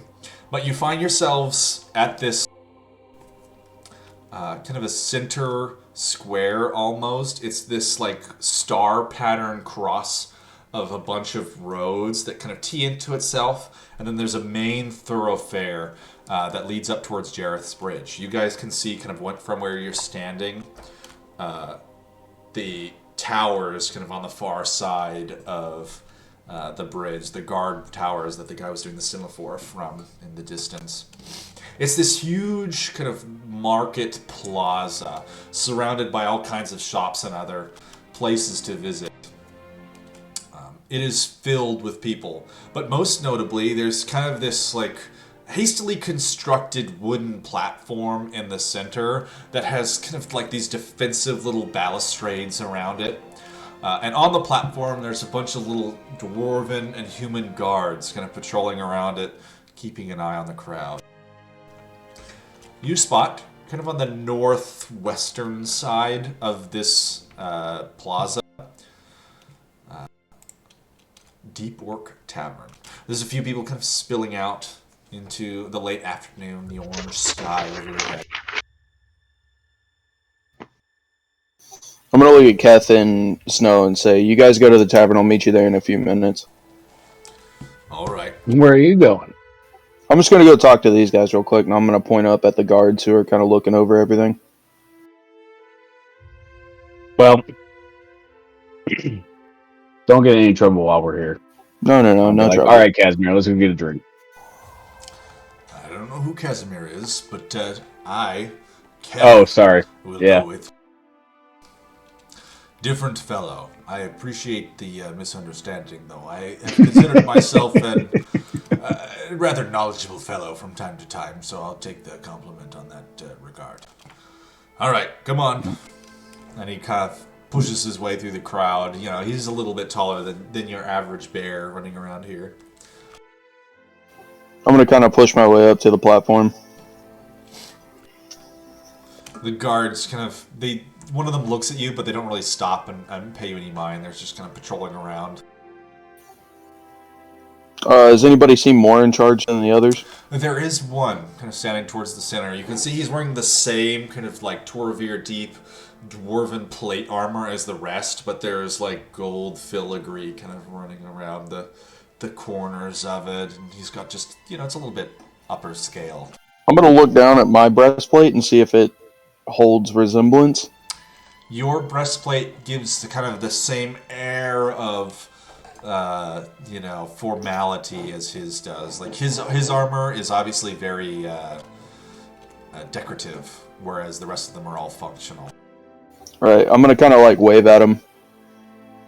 Hey, excuse me, can I have a moment? Make a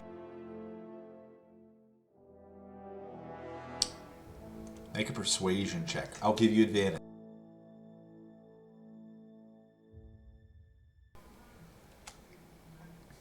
The dwarven guard captain kind of looks over at you, kind of sizes you up as you're waving at him, and he kind of shuffles over. Two of the other little dwarven guards kind of tuck along behind him. He's like, what can I do for you, sir?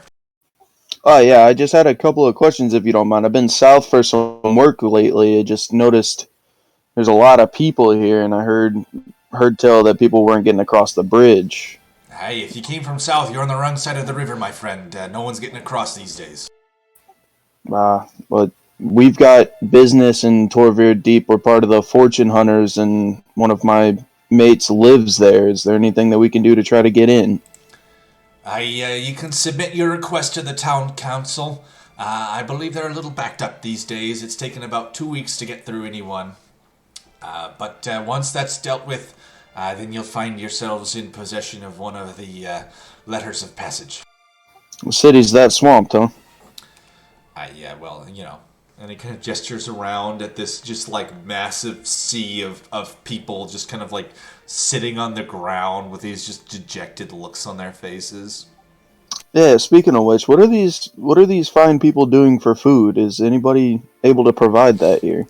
We're bringing in regular shipments from the city. It's a little bit tough for them. The food doesn't sit right with their stomachs. They're not used to our deep cuisine, but they're getting used to it, don't worry. People just look queasy, pretty much as far as you can see.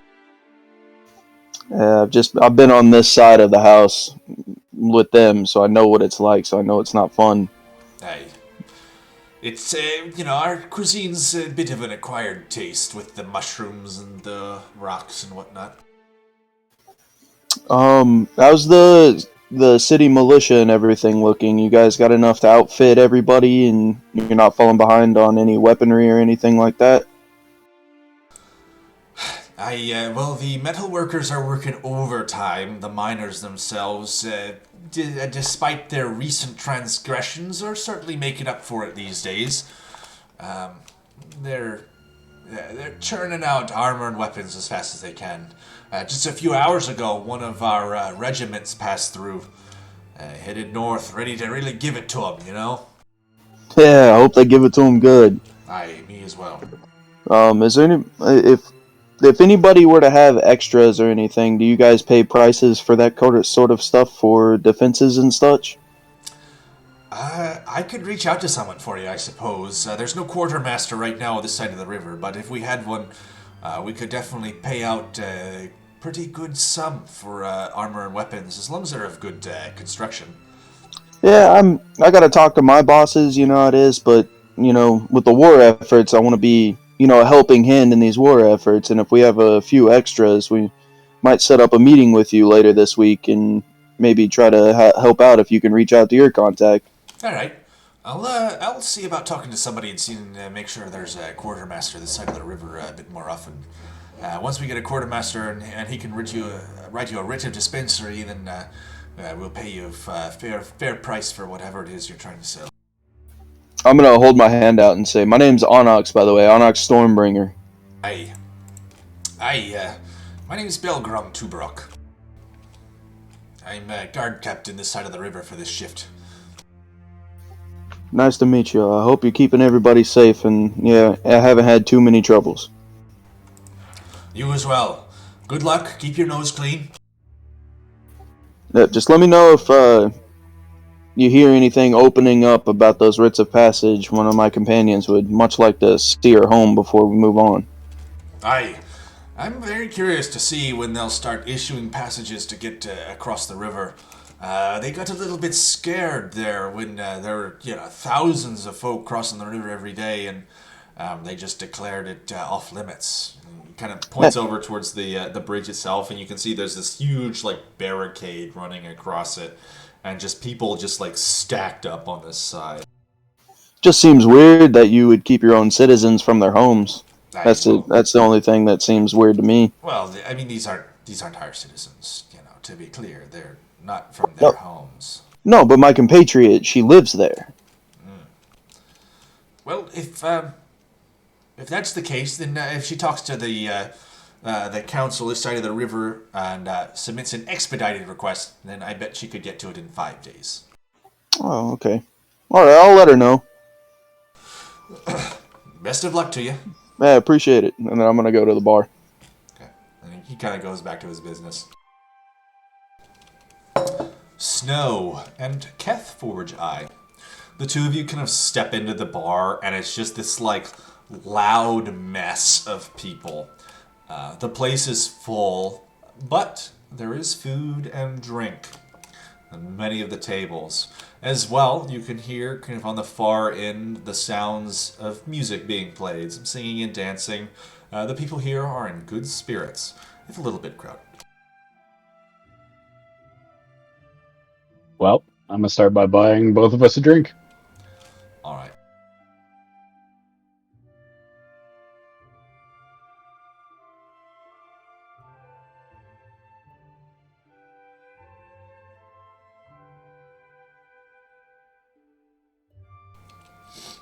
All right. You kind of you're just ordering a mug of ale, whatever they have to drink. Well, whatever his preference is. We'll just have some ale. You go to pay for it, and the barkeep is kind of this kind of a middle-aged human woman. That'll be 1 silver piece.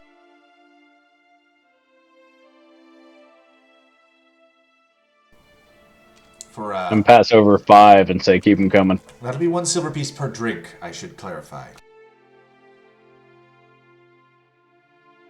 And pass over 10 silver pieces and say keep them coming. She gives you a nod and kind of starts filling up a few mugs of ale for you.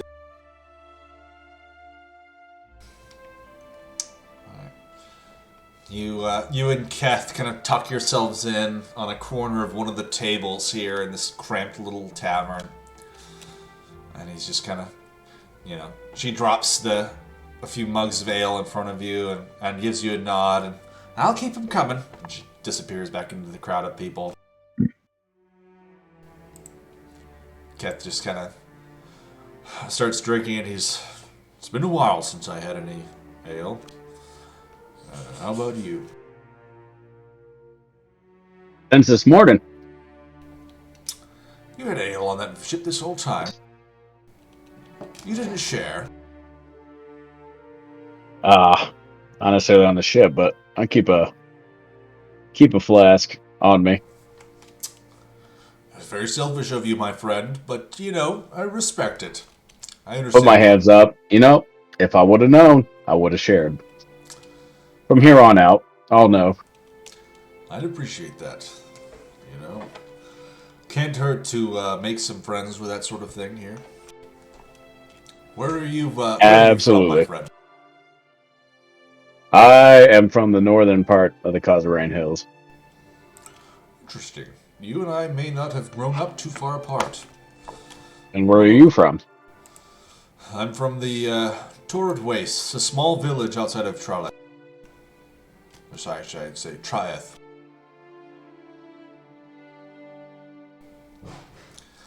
My, Trieth, you say? indeed.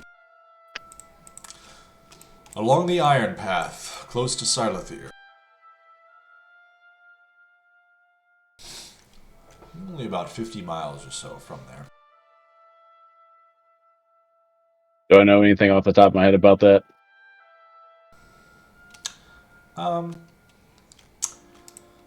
Make a history check.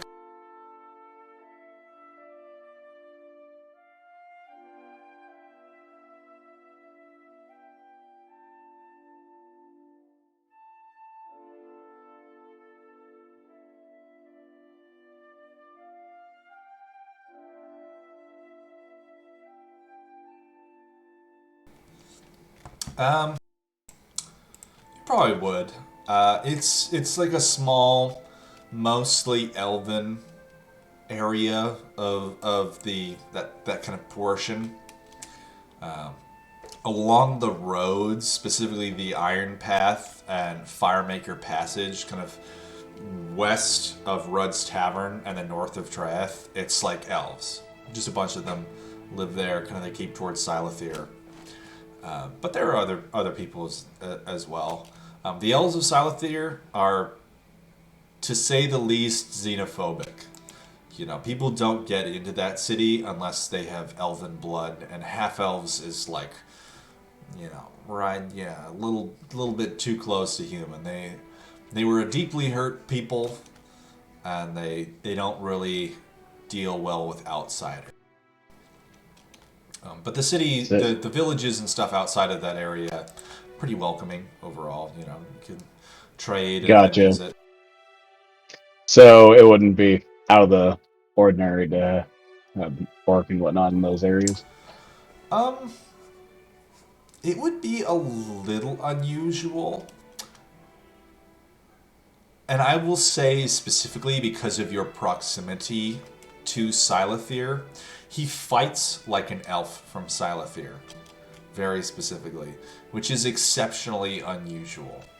They do not teach elves how to fight the way that they do. Or non-elves, I should say. I'm saying, well, you know, forgive my ignorance, my friend. If I may call you that, feel like, you know, after shedding blood and having drinks together, that maybe we can call each other friends. But most of that area is elvish dominant. What brings you to that area? My grandfather, the original Forge Eye, he settled there many years ago and took well to the region and its people, and we just never left. It was an interesting story. The locals grew to appreciate us well, and my wife was an elf. Rest her passing.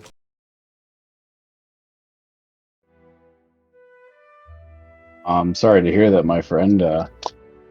Is that where you learned your fighting style? Is from your wife? It was from her father. He was the one who taught me.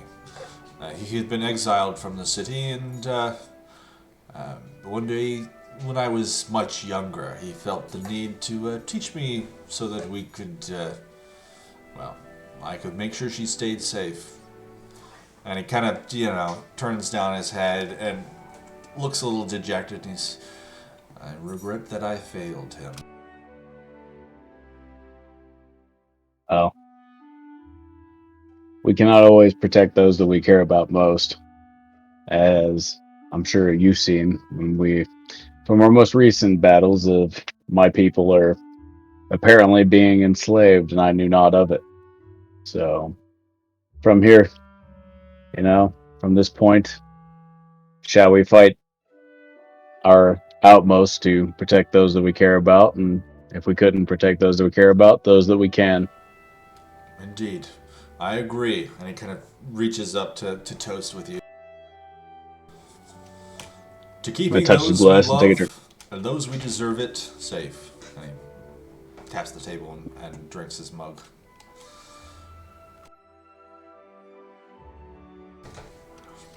Agreed. And I signal the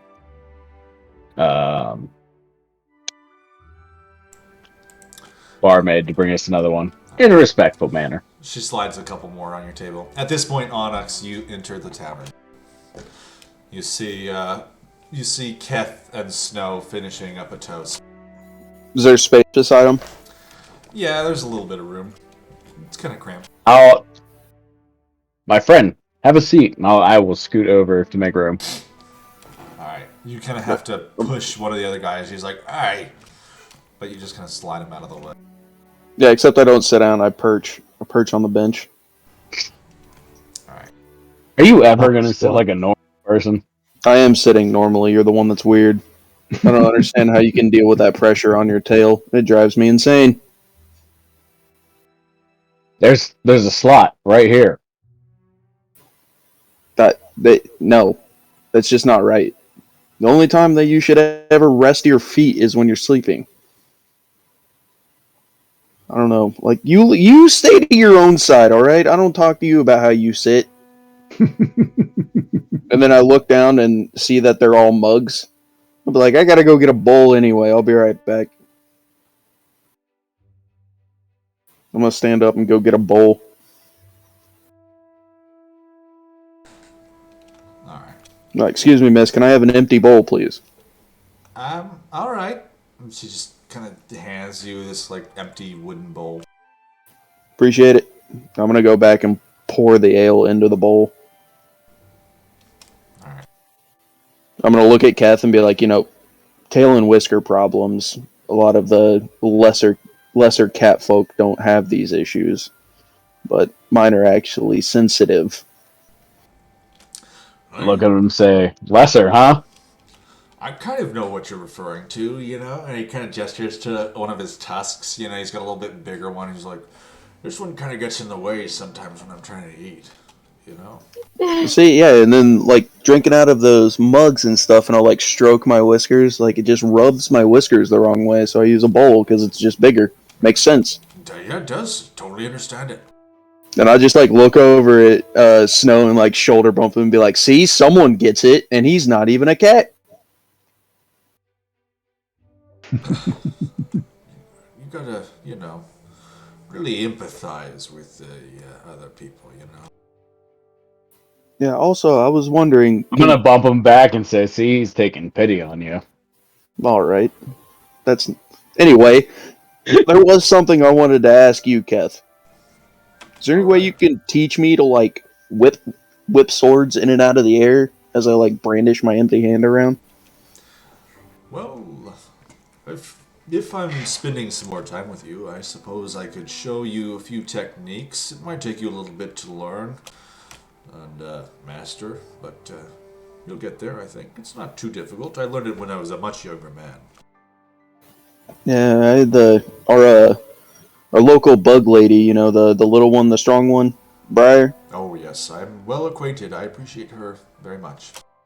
Yeah, she was teaching me how to swing these weapons. I have a few innate abilities, but weaponry has never been my super strong suit. I've been getting better with them, but I didn't know if there were any tips and tricks you could show me. It's all in the wrist, and he's just kind of starts demonstrating for you a little bit. All right, yeah, we'll definitely have to sync up later for that. I'm just going to kind of look around towards the door and look at the guy next to us and pat him on the back like the random dude and say, hey, I got 5 more people showing up. Is there any way that you guys could clear space? We've been out in the sticks for 3-4 weeks now, and they could have a nice meal. Table's yours for a gold piece. All right, I hand him a gold. All right, let's go, lads. And the 4 of them kind of pop up, and You know, you hear one of them kind of on their way out. They're like, "This is all our drinks tomorrow," and they kind of check the gold piece and bite it and puts it in his pocket. You've cleared enough space. So I will say, out of game, if you would like to learn from Keth, he is a blade singer, so he can teach you how to be a wizard blade singer if you would like to learn from him. Okay, yeah, no, I'm not trying to multi-class. I'm just like trying to get some like rudimentary tips and tricks and stuff. Just Okay. better swordplay. Gotcha. About this point, the rest of you kind of arrive at this place. It's gone to pretty much night, you know, there's stars overhead, a little bit of orange left in the sky as the rest of you arrive at the Deep Orc Tavern. All right, so we'll catch the barmaid's attention and signal up for another round. All right. So for the 7 of you, each round would run 7 silver pieces. That's a lot. Yeah, I'll when she comes over, ask, is this because of the war, shortage of supplies, supply chain issues? Aye, we're running off of our supply from 5 days back. They're not sending any more shipments across the river, so this is it. We gotta make it last, and only those who can afford it are paying for it. I'm gonna put 15 gold in her hand and say food, drinks for everybody. All right. I was gonna whisper towards Onyx and say, wasn't there alcohol on the boat? I don't know, but this is here. There's grog on the boat, but it's Not anymore. Money's. I just look at everybody, and everybody's reluctant to spend, but I don't need as much as you people think I do, so I'll cover this tonight. And I You just know look at what? the barmaid, I'll match. I'm gonna slide 15 across too. and we're just gonna look at the barmaid and say, "Drinks until the money's out, or we can't pick up our tankards anymore." Sound fair? all right. You're We'll get a rep for being big spenders. We don't know whose eyes are on us for that. I'm gonna whisper to Briar. I haven't really drank, and this is starting to freak me out. Like, Do I overhear this? what? Don't worry, girl. What I got happened? you. I'm gonna like link arms with you and be like, you're with me tonight. Get them a Alright. double. I trust you. Okay.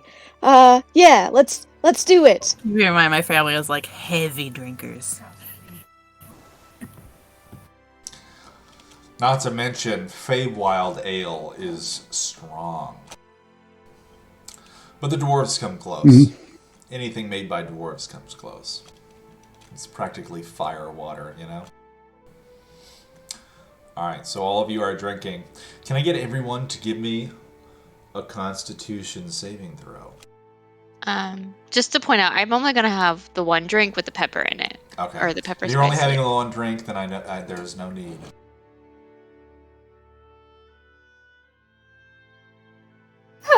I'm just egging Keth on the whole time. Like, what? I thought big people could drink. What are you doing? Keep up. Alright, so Snow and Keth and Onyx, you 3 note, as soon as you have plied the barmaid with your additional gold pieces, the next round of drinks she brings out, much stronger. She has popped the good stuff for you guys. She's been giving dregs to everyone else in this establishment. It is good. It burns on the way down for sure. It's it's probably like an 18% dwarven, dark black, ale. It is good shit. To clarify, is this for everyone or just Snow whole and round. Onyx? Yeah, the next round after you guys give her the gold, That's the round where she starts giving you guys like solid dwarven ale. I'm a seasoned alcoholic. Can I have advantage, please?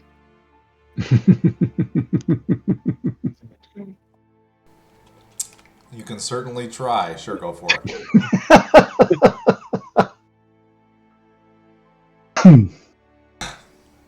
Nope. Oh, it ain't great, but it's better. Okay. No. So, Onyx, you are the only one that after, a couple rounds, it's... Hold on, actually. Hold on a second.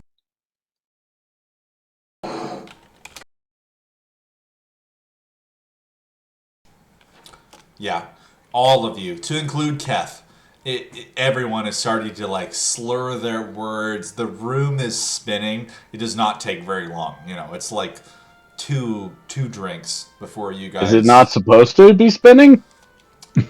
Not this quick and not this fast. Because I noticed them kind of starting to get very, very drunk. And I realize how strong the drink is. Can I look around and see, does it look like anybody's eyeing them? Thieves that might be willing to take advantage. Maybe the barkeep might, have a couple pocket pickers ready. Make an insight check.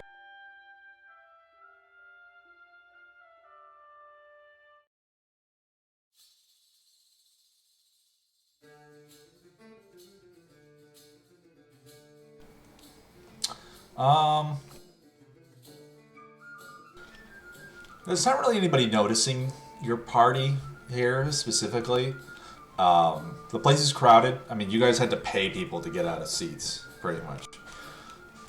You're the only ones drinking the finer stuff that you notice, but the barmaid is not advertising it to anyone. Like, the rest of you that came in later probably wouldn't have even noticed. Specifically, Azrael and Javid, who have spent time in Torvir Deep. This is just kind of... This is a little, a margin higher than the average that they serve in Torvir Deep. Because it's dwarves, they serve good shit down there. But no, you don't really notice anyone looking at you. There's no one, eyeing your coin purses, so to speak.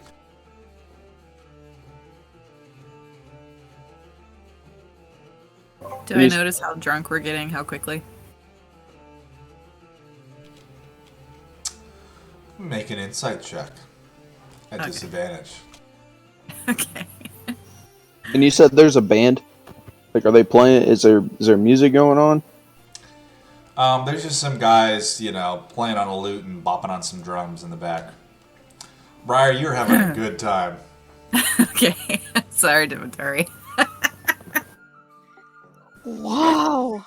I don't understand how I didn't do this sooner. This I gives you know. such Do you a see what you've been good missing? feeling. Whoa. I mean, hit me. I bet I won't even feel it. Oh, okay. And then I'm just gonna smack her across the cheek. That's not a hit. Snap my jaws a couple times. See, I don't even fucking feel it. This is great. Okay. Now me. I'm gonna wallop her real quick. Briar, make an attack roll. Okay. Oh, God. Just a regular attack roll. I think you are proficient, and then it's your strength mod worth of damage. Okay. So is it okay? Wait, what do I roll? Is he? It's going to be a strength. Yeah, unarmed strike. Okay. Good. I think that hits. I don't know that you need to roll damage. I think it's just a +5. So you just Wait, my AC is 12. The 12 would hit. Does that still hit? Yeah. Oh, okay. And she just open palm, just right on the side of the head, and your ear starts ringing. You do take 5 damage. Doesn't even hurt, right?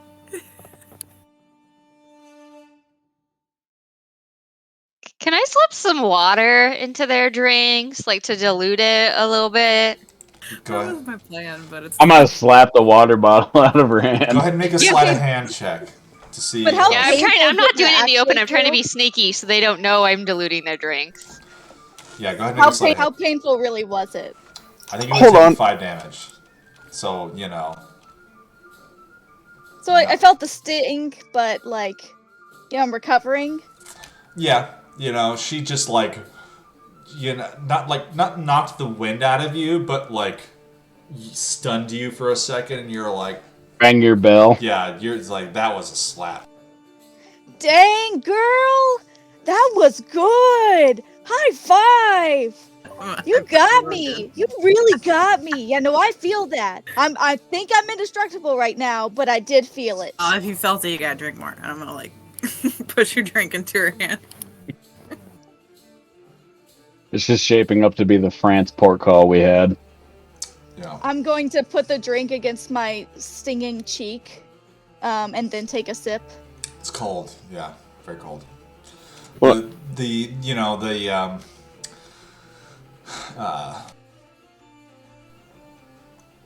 they're the mugs are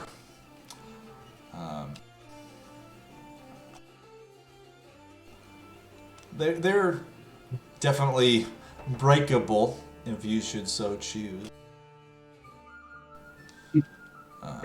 They are clay-fired pottery. Do I know any like Dwarvish or other like bar chant songs? Go ahead, give me a performance check. I'll give you advantage. Yeah, I'm trying to fire one of those up. Also, no Dwarvish. So can I help him out? Double advantage. I will let Snow make your own roll. So Sweet. Snow, you can make a roll, and then Onyx, you can make a roll.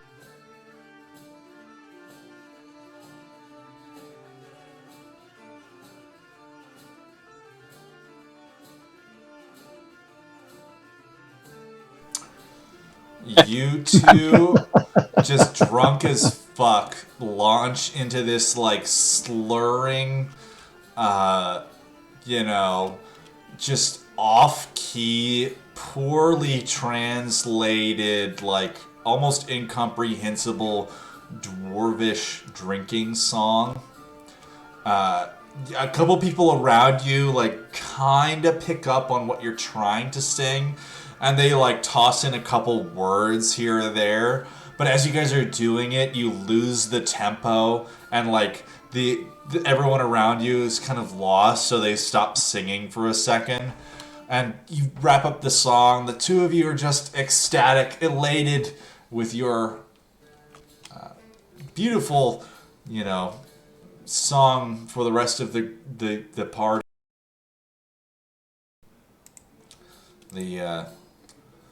Everyone kind of goes back into their conversation and their. While they're singing, I'd like to and take advantage of the loudness of everything. I'm going to drunkenly lean over to Briar, be like, "Okay, you seem like somebody I can trust with this information. Just in case you didn't know, and it's a secret. It's a secret. Nobody can know. Can I trust you?" Fuck it, yeah. Okay, what's up? I'm gonna like look around all paranoid, make sure no one's listening. Lean in real close. Actually, oh yeah, I just remembered. I can tell it to your head. So, Briar. Wait. Is this about you having a thing for Azrael? Because I already knew that. What do you mean? What do you mean the thing? Listen. And like we're talking in brain, like in each other's brains at this point. Like, I'm a necromancer. But shh, nobody can know. I say out loud, like, are you like, girl, no judgment. Are you like into dead folks? Not into like. I'm still a virgin. Oh my So I'm god. not into them like that. But like, they're fascinating. They're just absolutely Like, fascinating. Fascinating, wink wink. Or like, Scientifically, like the carcass that the things that I could do, if I could just learn, we could use them as weapons. what? Weapons. Like, you want to toss them? I want to punch people with them. I don't understand, man. You take it because it's not being used. You pick it up. You do a little bit of some makeup stuff because people get really freaked out by dead people for some reason. I don't get it. I don't get it. They want to bury them. They want to put little gold coins on their eyeballs and bury the money. Just take it, use it as a tool, and punch people with them. Why not? I could punch folks with, but like, I don't think I understand. How would I punch them with it? Do I like pick them up and smack them? Like, No. You make them undead. oh, that's. And then you tell them, punch somebody. And then they do it, man. They do it. Have you seen this? Maybe. What? Where? I can't say, but I'm gonna do it one day. I'm gonna punch people with a dead body one day, and it's going to be righteous. Alright, girl, just like warn a bitch before you start smacking folks with dead folks. Oh, speaking of, so just because we're buds now, if you die, can I punch people with your carcass? No. Hard pass. Is she actually saying this in her mind, or is she drunkenly think she is? Oh, hold on. I'm actually going to check on that. I know that Demetari is saying this in her mind, but I want to make sure that it doesn't appear that Briar's just having a one-sided conversation.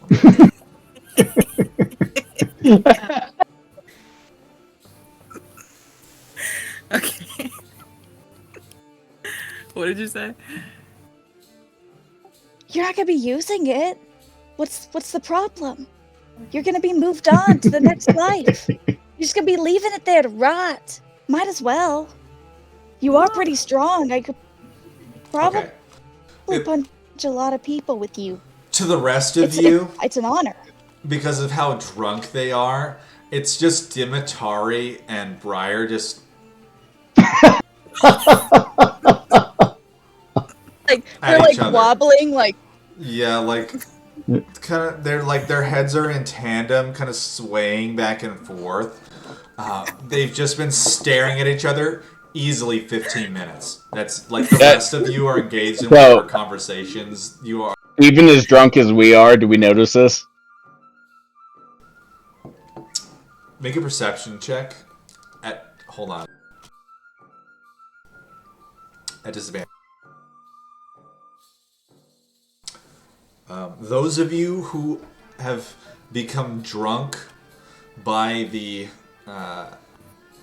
dwarven ale, you're technically poisoned. I'm, terrible at, singing, but I am very perceptive when shithoused. You probably do notice that the two of them have just been locked in, like, almost a staring contest with each other. I'm gonna look back and forth, a couple times and like, what the fuck is wrong with you two? Out loud, I'm gonna throw my arm around Briar. We're close friends, okay? We don't have to explain ourselves to you. Hold and on, I'm kind of like trying to figure trying out. to catch No me judgment. over. No judgment. I'd be totally into that too. I'm gonna look him in the eyes and be like, "Hey, what do you think happens to us after we die?" I'm gonna say, who gives a shit, right? And pour more alcohol in her goat. Like, so while this is going on, can I have like removed their cups and like kind of like stealthily kind of? I'm sorry, but I'm probably holding mine. I'm like the least shithoused, and I'm preventing this with every fiber of my being. Preventing what? Get a perception check from you.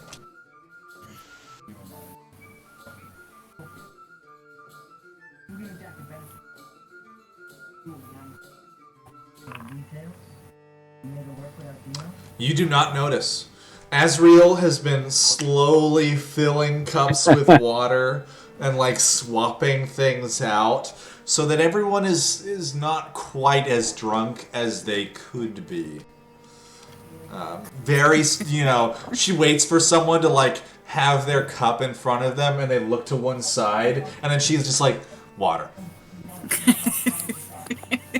Such still. I'm gonna start filling Asriel's cup with alcohol. Well, I only had the one drink, and then I stopped drinking because I've drinking Dwarven Ale before, and I know how strong it is. We fill in her water cup with alcohol. But if she's sober, surely she would notice. Mm-hmm. Yeah, You'd she like would, to Passive think so. perception she would of definitely notice. It's pretty obvious. This shit burns.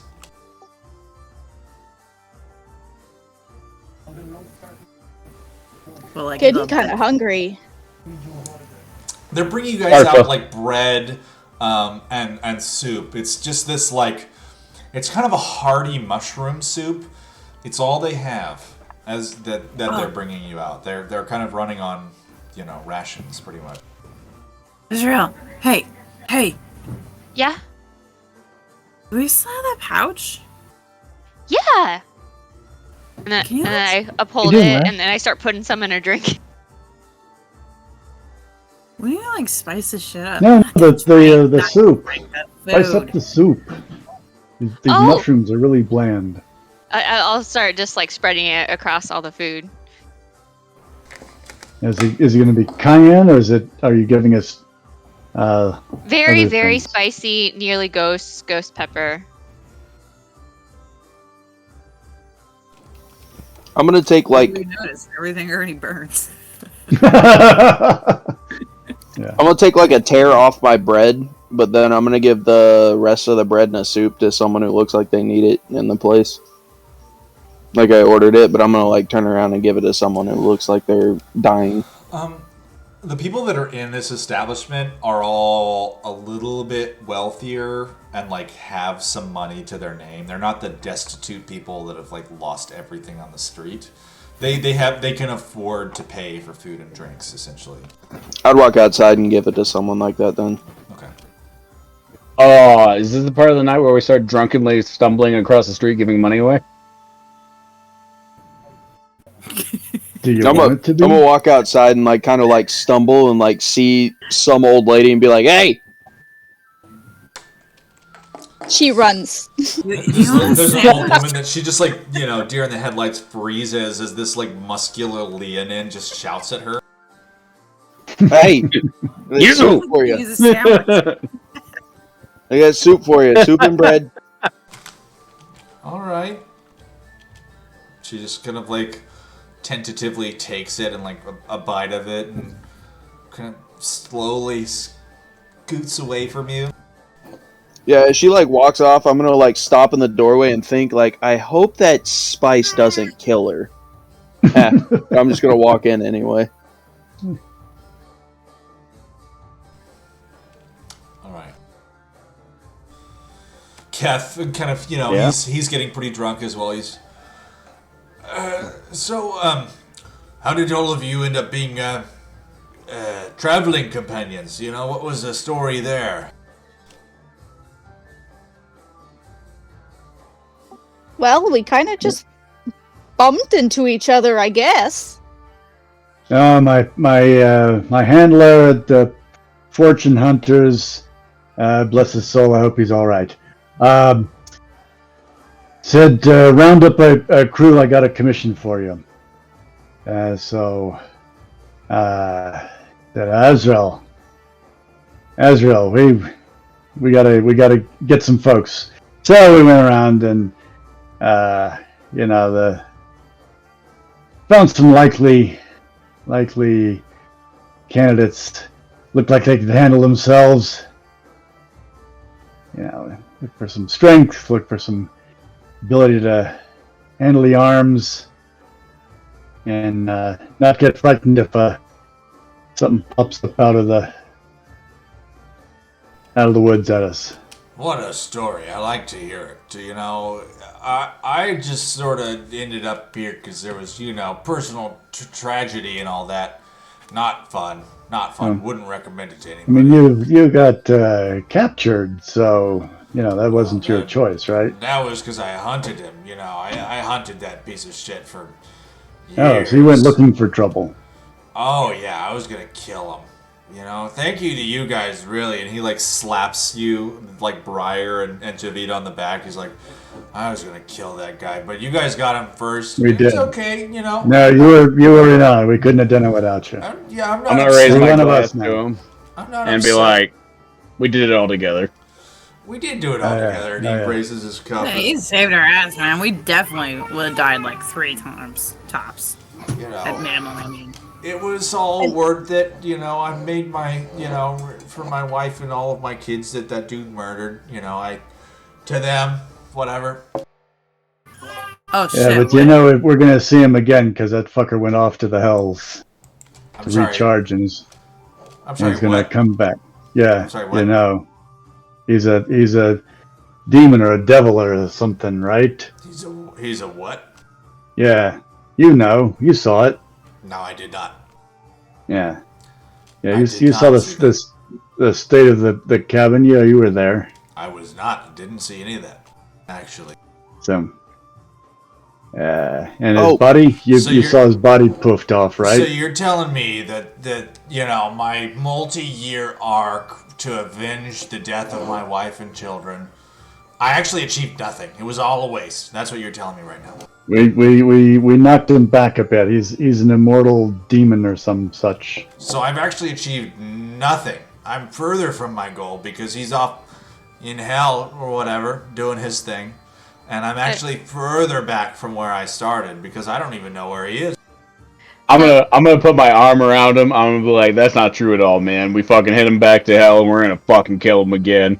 I'm gonna clink his glass. Okay, give me a persuasion check. And noticing that this is going But he's downhill, shithouse. Is this an advantage? Sure. noticing you're this is drunk, going right? downhill so fast. I am much more persuasive when I am drunk. I will call it a straight roll, so you get an 18.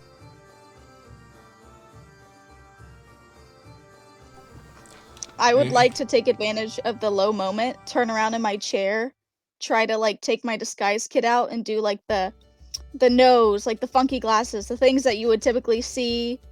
The big nose, the glasses with the eyebrows. With the mustache. Yeah. And then try to turn around and make this more upbeat again. Hold on, you're trying to be who? Make that disguise that all the kids wore with the glasses and the Groucho eyebrows. Marx. Okay. You're putting on a Groucho Marx disguise. Yeah. He kind of, just know he's like, yeah, you're right. We got him. Yeah, we definitely got him. Yeah, I'm just, fuck that dude. We killed him. We sent him back to hell. Yeah. I'm sure it sucks down there for him. Whatever. I don't know anything about that. Oh, Keth, I did want to give you this, by the way, and I hold out his nose ring. It's like iron nose ring. Oh, I'm not really one for, trophies or whatever. Come on, You're souvenir. welcome to keep that. Nah. I just want to kind of get past this and grow as a person and kind of... That is so good of you to say. I'm just so proud of your progress. I mean, I guess I got this, and I just pull his whole skull out of my backpack. Oh my god, what is even that? I was gonna use it, but I mean, if you want it, you can have it. This is your lifelong quest. You're the ones that killed him, lifelong. It was like 18 months, Let's be reasonable about this one. And he kind of looks over at Dimitar. He's like, "Oh my gosh, you look like, Grumpus Marxos. He was a comedian from our village." That's a good impression of him. I like it. Oh, dang it.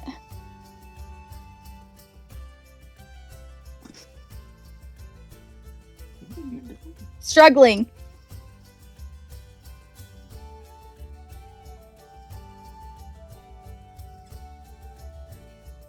Ooh. We lose her? Yep. I don't know. Okay, after riding the struggle bus, I'm going to, like, twist the little mustache. Thank you. Just like Grumpus Marxos. It's an excellent impression. And she doesn't even know you're Grumpus Marcus. You don't know him? You're missing out.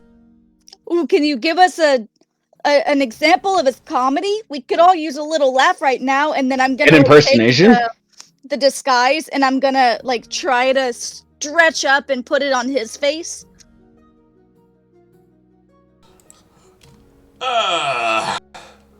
You know, I was never the best impressionist. You know, I just, you've already done much better than I ever could by, doing. Quit your yammering and just do it.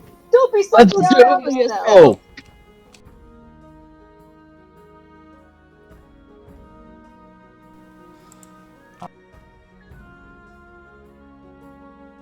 I'm gonna stand up on the table and be like, attention to the tavern, to the comedy stylings of Grumpus Marcus. And I'm gonna use control flames to dim half the lights and then brighten up lights around him to kind of like pseudo make a spotlight. I feel obligated to let you know that he rolled a 3. Yeah, that's fine. I don't that's care. absolutely fine. That's actually perfect. Okay. This is the Trans-Siberian Orchestra to us.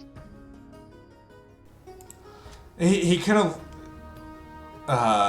launches into this vaguely funny impression of someone, and it's mostly him being like, all right,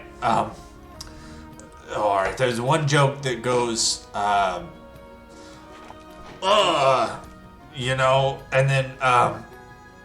then he does like this, and he's like trying to tell the jokes while simultaneously laughing at himself. And it's just like not working, and some of the surrounding tables are like Perfection.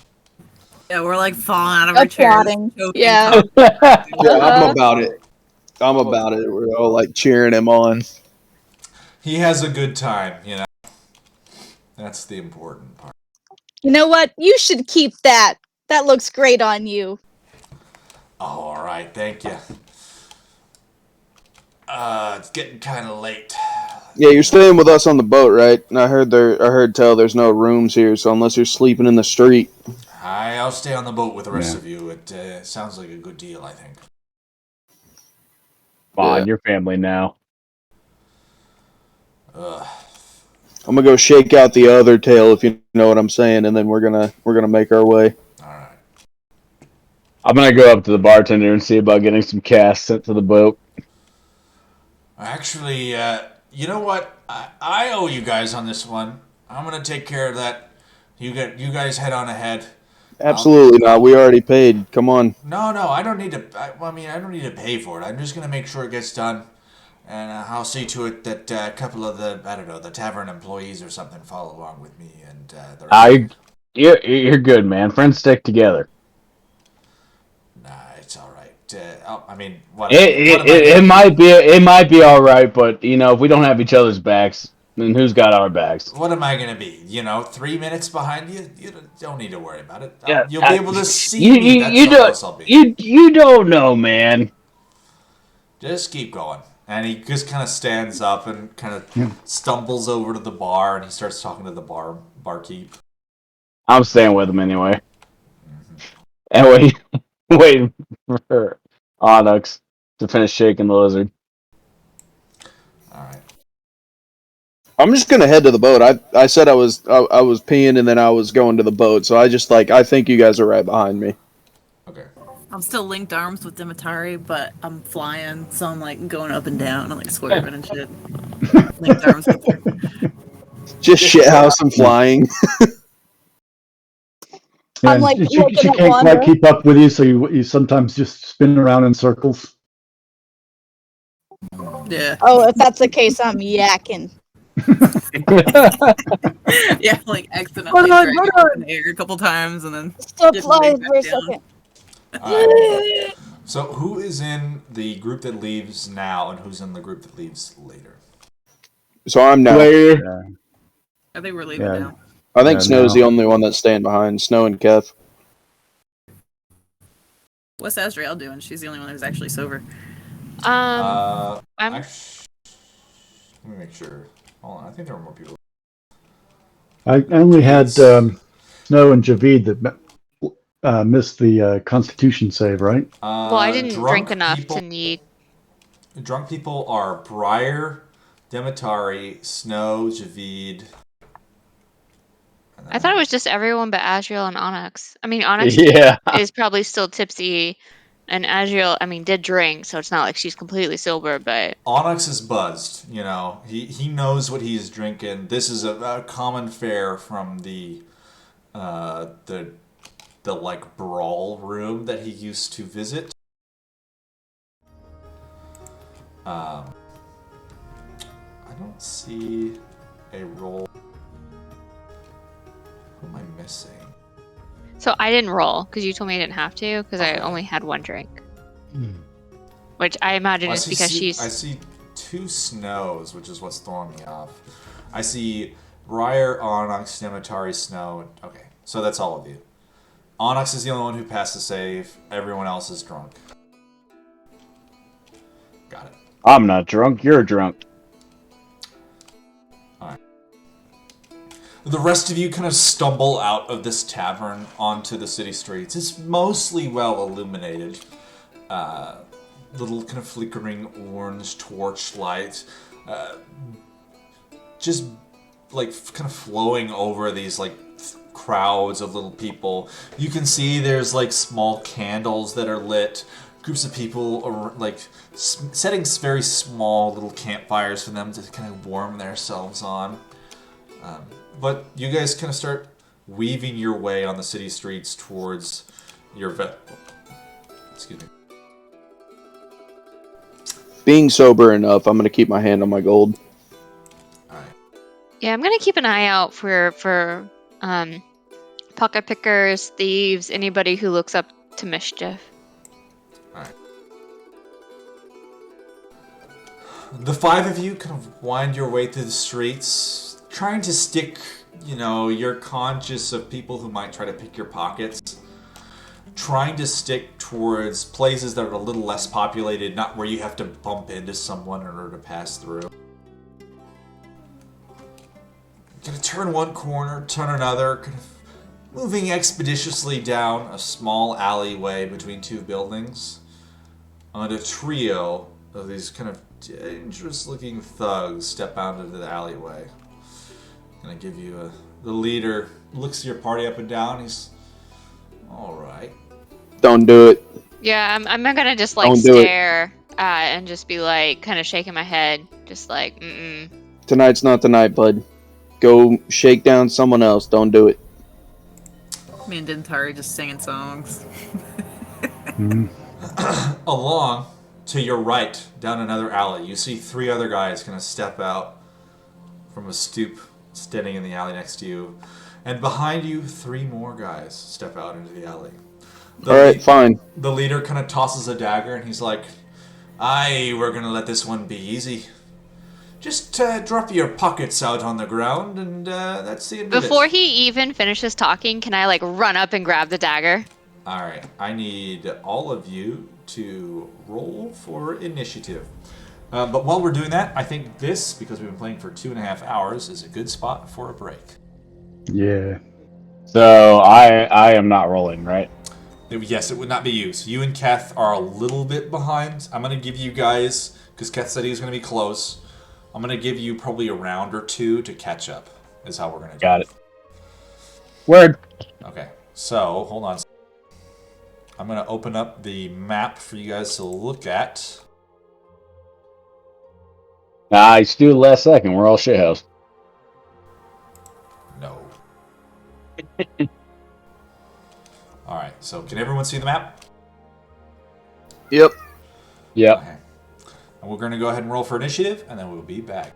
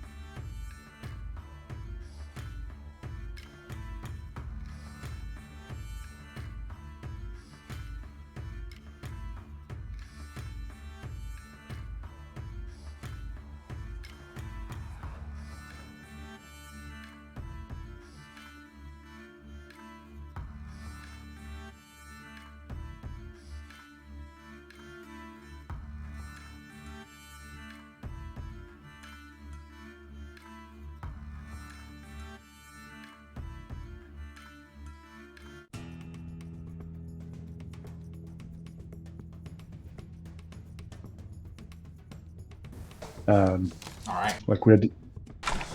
Let's go, everybody. We're talking. Excuse me. Nope. Not anymore. Demetari, wait. did you roll for initiative? Yeah, I'm pretty sure I did. I don't see it. Did you roll before he put the map It's on? showing up on the forge Is on it- my end. It's like a 9. Demetari got a 9. Do Dimitari and myself know what's happening currently? So, for everyone, with the exception of Onyx and Azriel, you are all poisoned. So, I actually think technically, we're not going to go back and do it. I technically think that you should have rolled disadvantage on your initiative check. But we're not going to go back and do that, mostly because I think that would be really confusing and difficult to do on this. But you have disadvantage on all ability checks and all attack rolls. Okay.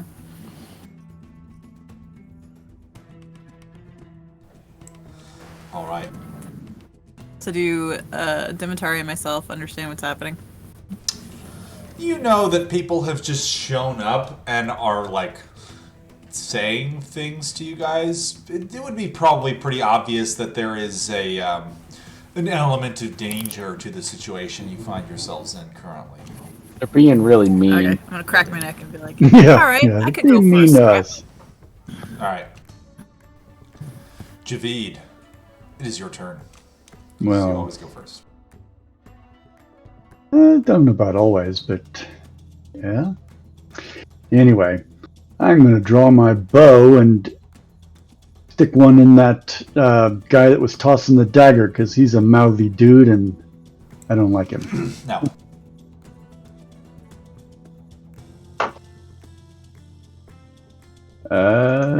And some. Whoop. Having a little trouble with.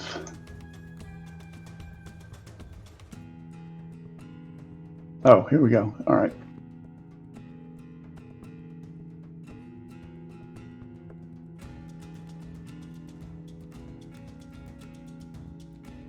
And we're going to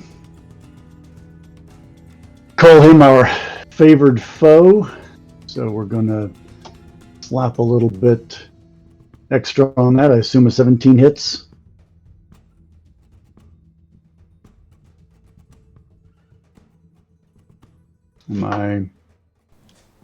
It does. Am I coming through? Okay. So that. And because this is my first go around, I'm going to hit him again.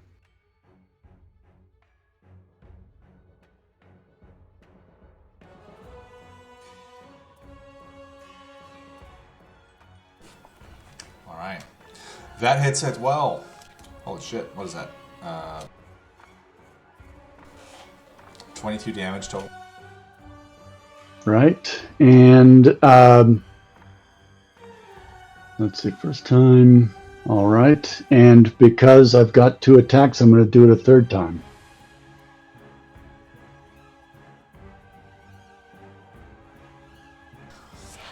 And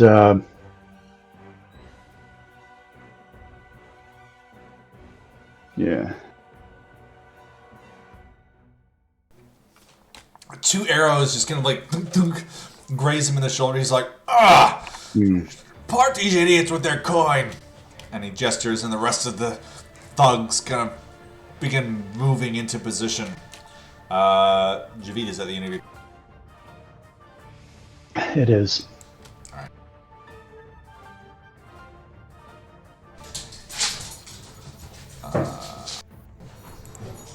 Onyx, it is your turn.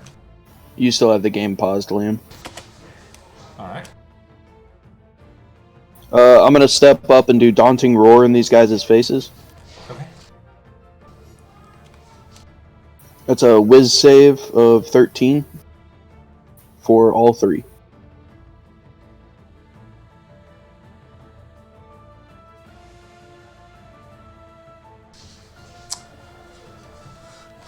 The two underlings are terrible.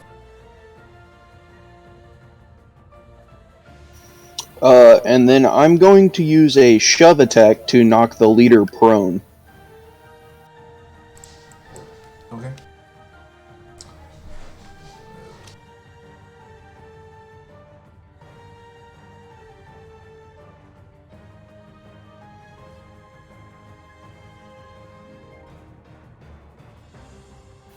But the dice hate me.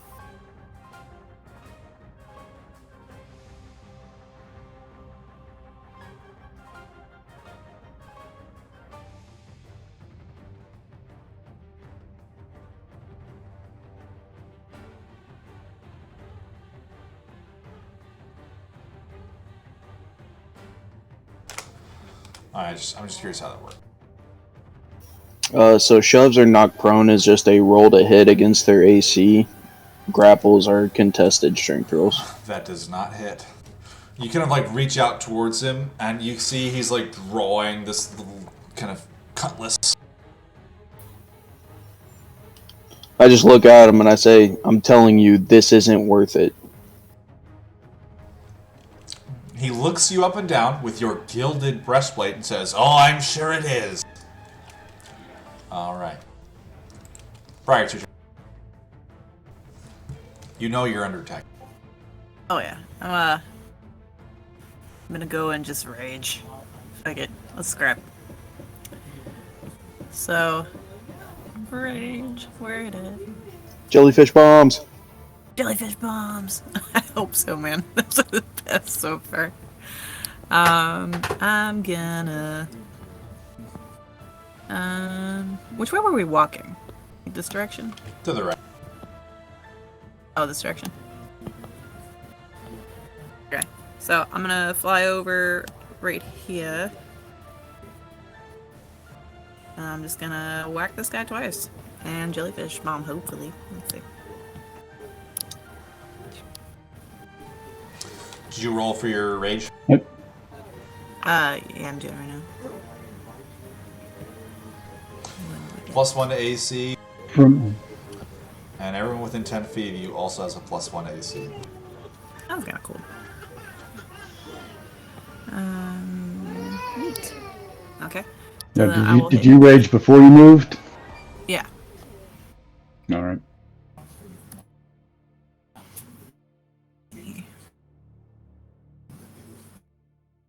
And two of these babies. Ah, man, I meant to do the other, but it's alright. Oh, ha, this one first. Sorry. Alright, both of those hit. And Are you then attacking I two-handed? roll. Yeah, I meant to. Oop. Okay. That is 26 total. Yeah, fuck that guy. He is badly injured, but still standing. He's an idiot. That's what he is. Alright.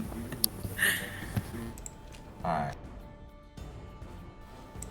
Another bandit's gonna come up behind Briar.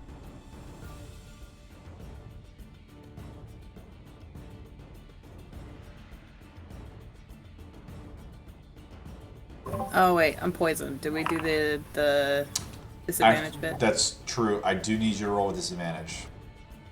My bad. Okay, redo. Just go ahead and roll 2 more times for your 2 attacks. Okay, for attack. Yeah. Okay.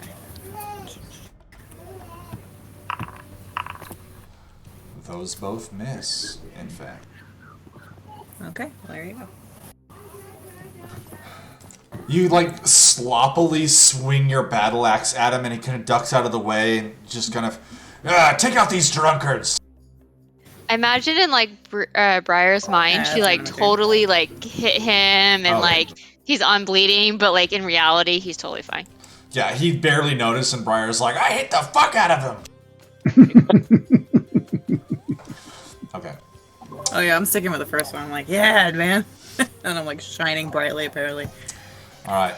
The one comes up behind you, Briar, and he hits you for 6 slashing damage, which is 3 because you are raging. Okay. The other one is going to move up behind Azri.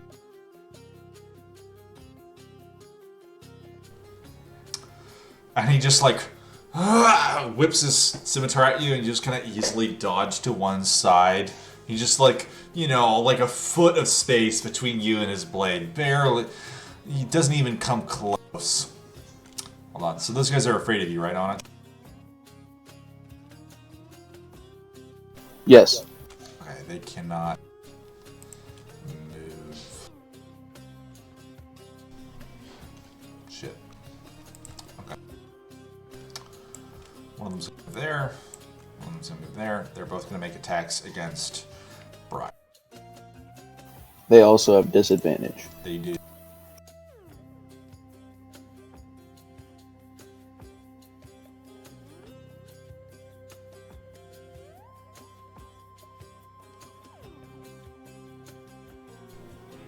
One of them does hit for 5 slashing damage, which is 2. But the other one is just kind of like through the air towards you.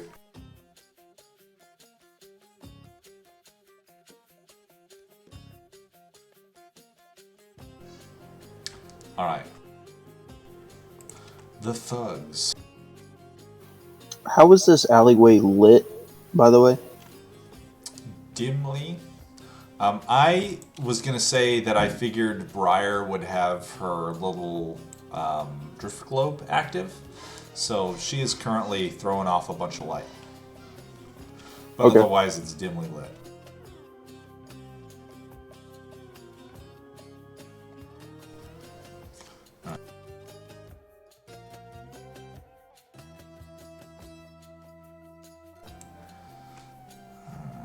One of them is going to move up behind Azriel and make some attacks with his.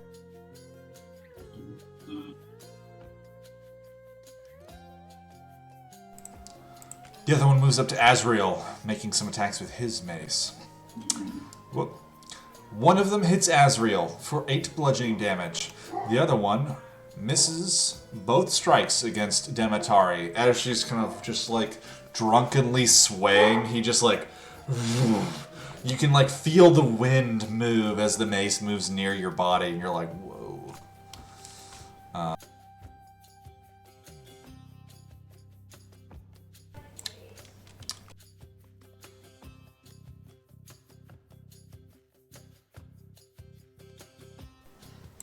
Alright, the other one's going to move up behind Onyx and flank.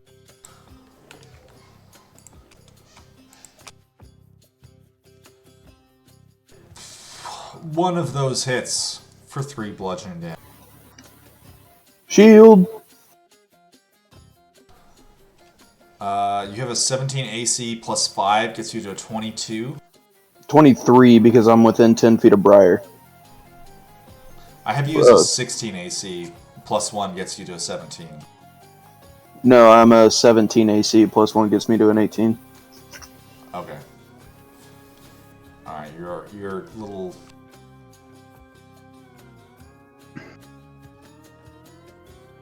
It was my fighter class. I took armored, which gives me plus 1 to AC if I'm wearing armor. Got it.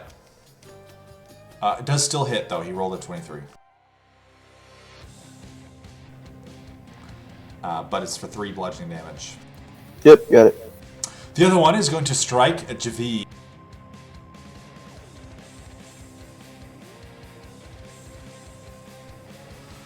One of them connects for 5 bludgeoning damage.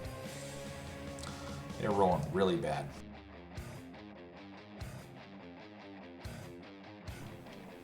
Asriel, it's your turn. You're surrounded by these, like, back alley thugs. Alright, so without a word, I just kind of like, I take my finger and kind of like shake it as in like, no, no, no. And then I do a Kai release, so all of this like dark, radiant energy just comes out and it hits all 3 of them. Alright. Is that a save on their part? Did Yes. DC 15 con save? Yep, exactly. Alright, 2 thugs and 1 band.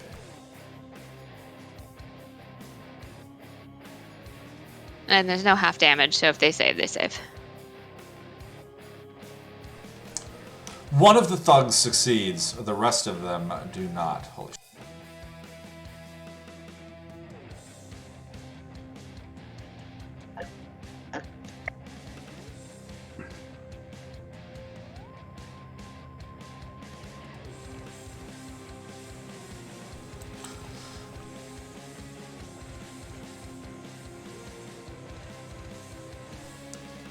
Alright.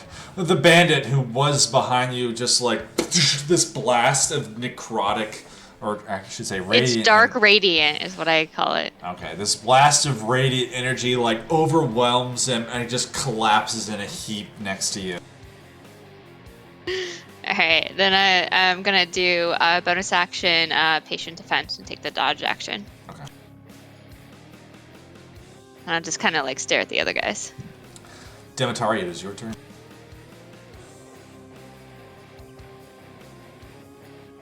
I'm gonna look at the guy that missed me and I'm indestructible! And I am going to cast Toll the Dead on him, which I am assuming is the one that missed. It is.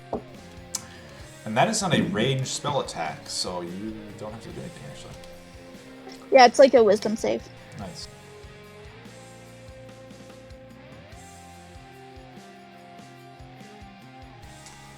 Alright, go ahead and roll for it.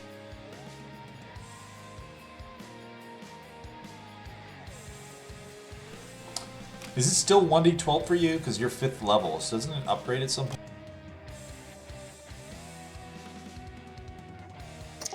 Thank you, it's 2d12. I'm gonna roll again. Okay. I'm drunk. How could I have known?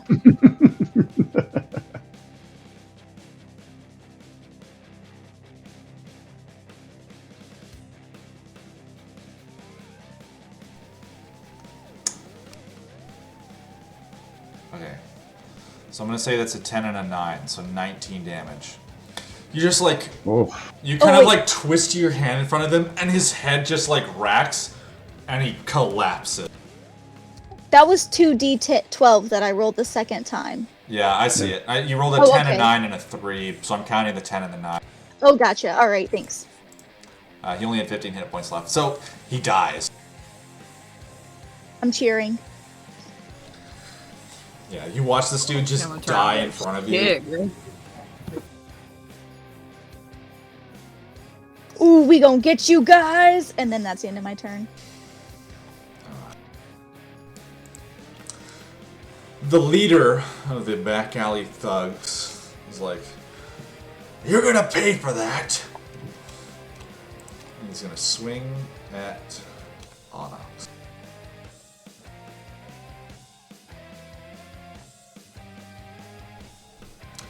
Now that he's drawn his scimitar and he had the dagger out already, he is ready to start slashing.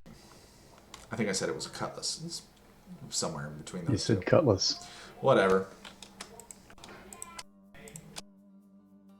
Damn. You have shielded, right, Onyx? So your AC is 23? Yeah, my AC is 23. All 3 attacks just like... One of them, it like explodes off, like it goes through the armor almost and like is deflected off your shield. The other 2 you can tell are blocked by the like magic energy surrounding you.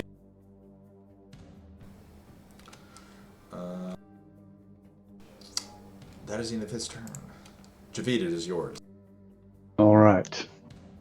Well, I've still got my eye on that guy, even though there's a couple of yahoos next to me, which would normally throw off my aim, but I'm already seeing double. So what's quadruple? I'm going to fire at the first guy, the leader.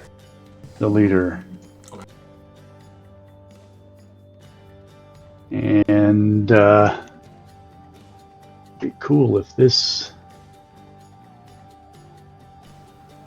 You draw your longbow back and like try to fire it over Onyx's shoulder, and the leader kind of ducks out of the way and just like sails into the alley. All right. Well, I'm going to fire again because fuck him.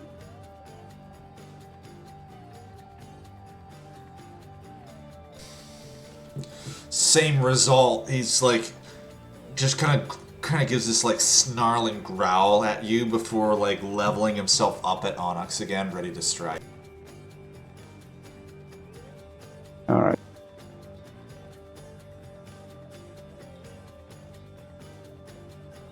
That's it for me. Onyx, it is your turn. What kind of armor is he wearing? Studded leather. So a brigandine. Okay, so not made of metal. No. Okay, I'm gonna try to cast Shocking Grasp on him, standing in front of me. Okay. Is that a spell attack? Yes, Okay, just make sure. but it was a miserable fail. You kind of like, between your fingers, there's this like arc of electricity, and you reach out towards him, and he like whap on the back of your hand and like knocks it away from him.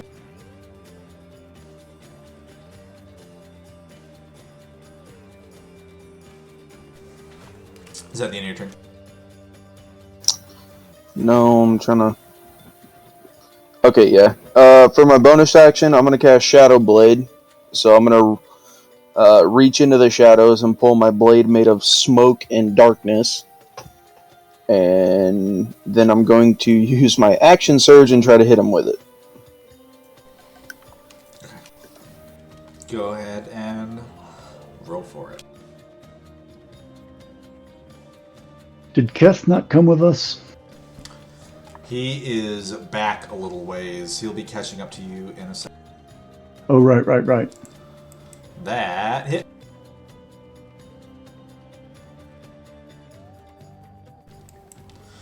Your blade just kind of like through the air and kind of like cleaves into his shoulder, and he lets out this growl.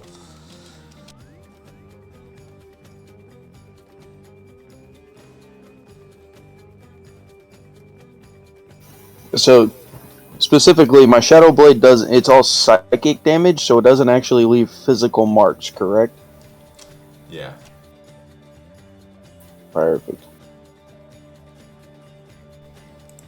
Briar, it's your turn. Take two. We're gonna attempt to hit this guy and this guy. Alright, roll with disadvantage. Okay.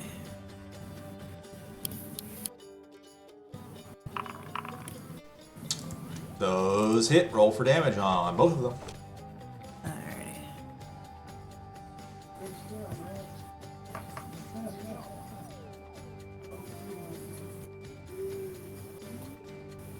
Did I roll for two or just one?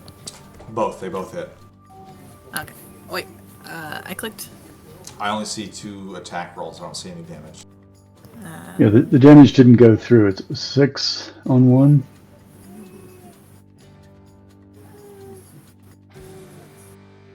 Is that only the one showing? Okay, well, I'll do it again. Boop. And again for 6. I don't know why it does that sometimes, but there you go.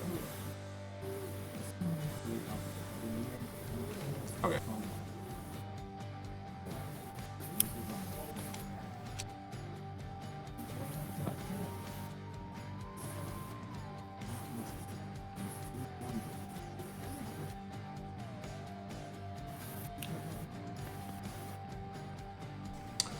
You kind of twirl around from the leader, and like your battle axe cuts through the air and just like cleaves the torso of one of the bandits, and he just drops dead in front of you. The other one, you just like drop your axe down into him, and he's just like bleeding and like cut across his chest. I'm gonna glance over at the leader and be like, I'm coming for you next. Like smiling. He looks a little concerned. Alright, that's the end of your turn. It is the bandit's turn. The one who is still afraid of Onyx is going to... That ended at the top of my turn. It only lasts for one round. Gotcha. I realized that I've been messing that up when I read it again today. It's like buried at the bottom of the litany.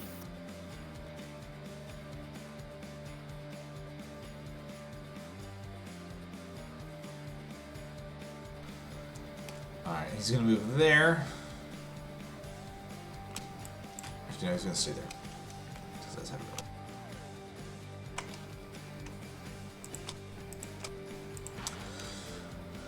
The two of them making attacks against Briar, whose AC is 17, I believe. One of them connects for 7 slashing damage, which would be 3 because you're raging.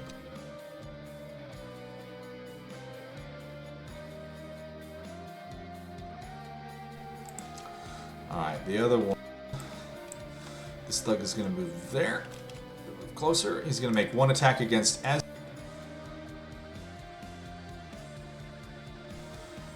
1 against Dimitari, and the other one is going to make 2 against Onyx.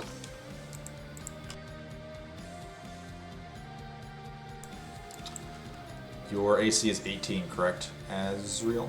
That's correct. You take 3 bludgeoning damage as you kind of just barely duck out of the way. It like raises you almost. The other strike kind of cuts back up towards Dimitari, and you're just like barely beyond the edge of it, taking no damage. The other 2, one of them connects against Onyx.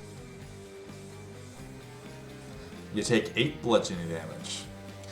The next one does not hit.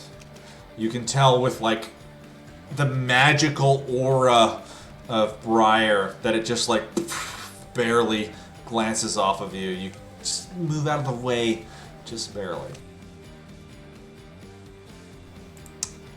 Azrael.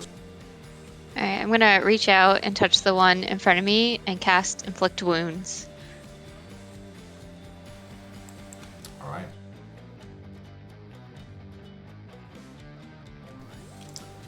That hit. That's got to hurt. It's a melee range or a melee attack. So he'll take like just a straight narcotic energy just like infuses into his brain or into his veins, and I scream out, "This is not a fight you will win. If you want to live, you will drop your weapons and leave."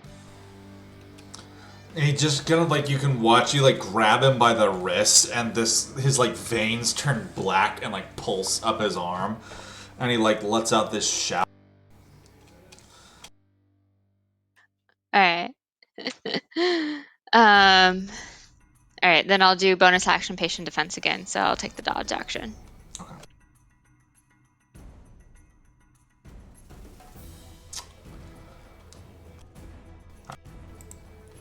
Dimitari, it's your.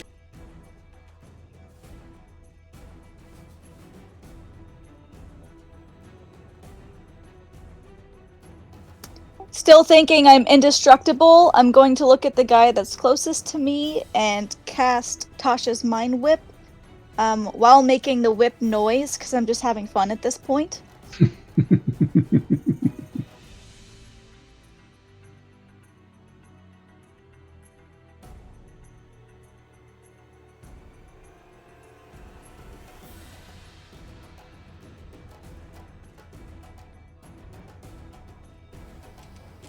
That can.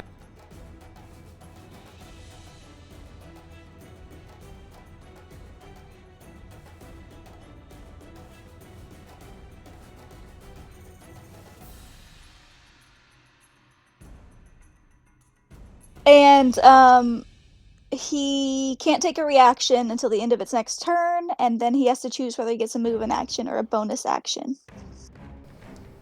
Alright. You can tell that like just like this like magical energy striking him from multiple fronts is not what he expected out of this fight. His eyes go wide, and he's kind of looking between the two of you with like fear in his eyes. Is that the end of your turn, Dimitari? Yes, it is. Alright. The leader is going to make 2 more attacks against Onyx. Actually, 3 attacks.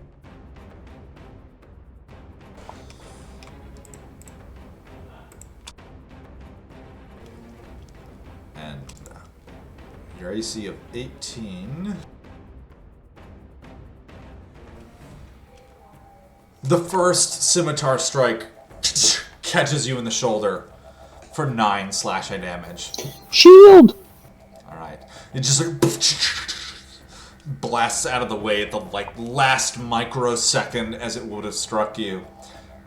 The next attack cuts in and just glances off of your shield. And the third attack, you just easily parry out of the way. The leader turning. This isn't worth it! And he starts running. Absolutely not. I'm grappling him. Alright, hold on. Can you wrap? I don't think you can grapple outside of your turn. So he is moving out of your reach, so you will be able to make... You can make an opportunity attack, which is the attack action. Grappling is a special attack. It is not an attack action. An opportunity attack is a reaction. Can I opportunity attack him? Not yet. So Onyx is going to make an opportunity attack. We'll see what happens, and then he's going to move out of your reach, and then you'll be able to make it. Yeah, it's got to be a melee attack. Correct, but they're both using...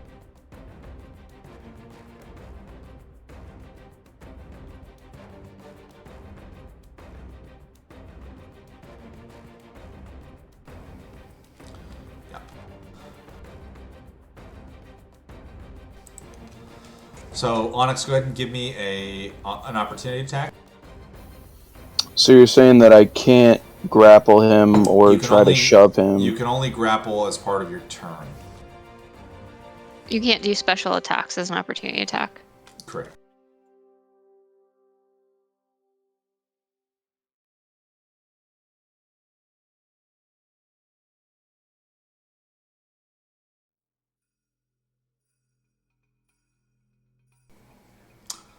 Briar, go ahead and also make an attack.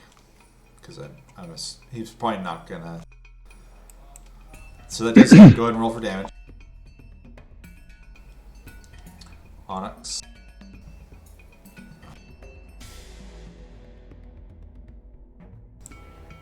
He's looking badly injured. Your blade kind of grazes his back. As he's kind of starting to turn tail and run. Briar, go ahead and make an attack. That hits as well. Go ahead and roll.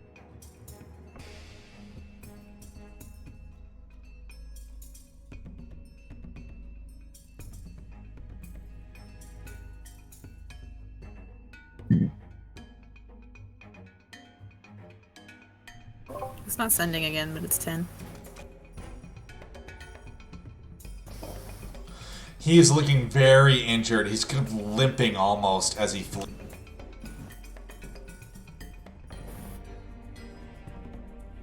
Hell yeah. He shouts back to the ally, "Get out of there! It's not worth it!" And the rest of his allies, their eyes start darting back and forth. Javid, it's your turn. Alright. Well, he's fleeing, but... Hold on. Onyx, you would not have been able to make an opportunity attack because you shielded. That was your reaction. Oh, true statement. Yeah. So. I got him on good time. So, he does still look quite injured, but he gets 5 hit points. So, Javid, it is your turn. Alright. Well, normally I would let it go, but I'm drunk and injured, and I'm pissed off that we got jumped. So I'm going to go ahead and shoot him.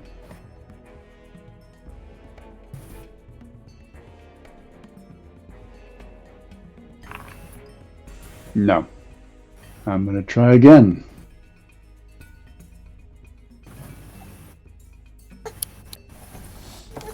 You're shooting at the leader. Yeah. I am doing so well. You kind of take a couple pot shots at him, like one of them thunk, sticks out of the little cart that's next to him as he moves out of the alley. The other one just sails over your shoulder into the distance.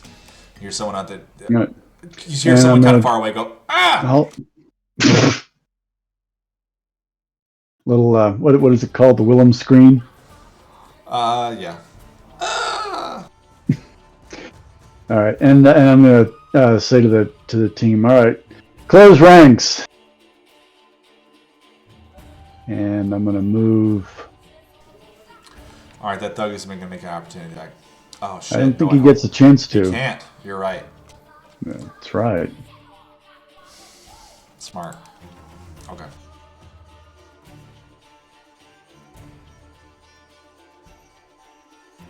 That's my turn. Onyx, it's your turn. The leader is fleeing away. Oh, I'm tackling him. all right.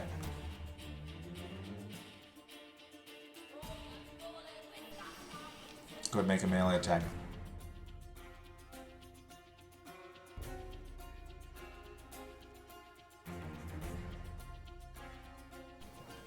You try to grab him and he kind of shoves you back.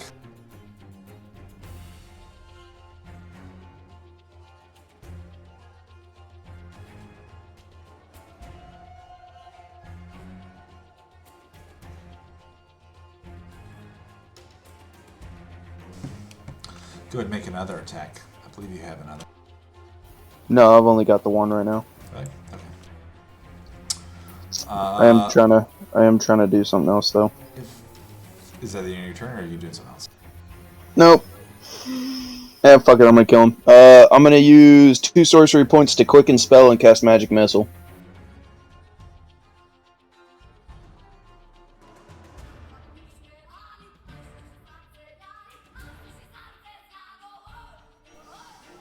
You just like, as you try to grab him, he kind of shoves you back. You like put your hand forward and just 3 blasts strike him in the back. His eyes just go kind of glaze over for a second, and he collapses. Yeah, we're not done. I still got plans for this motherfucker.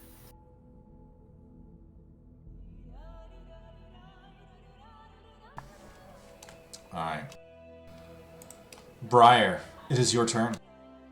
So I turn my focus to the other, and I say, I guess that leaves you two. And then I'm gonna hit both of them. All right, roll disadvantage on the 2 bandits that are still next.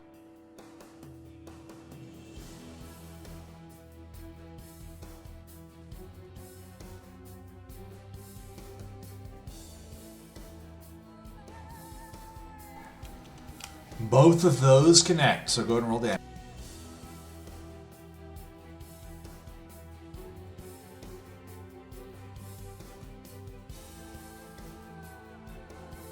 A 10 and a 13.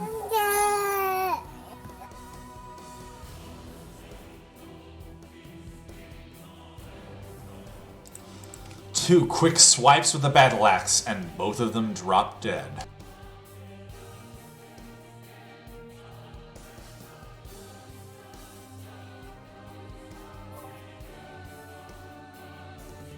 I still have movement, so I'm gonna go towards the rest of my friends.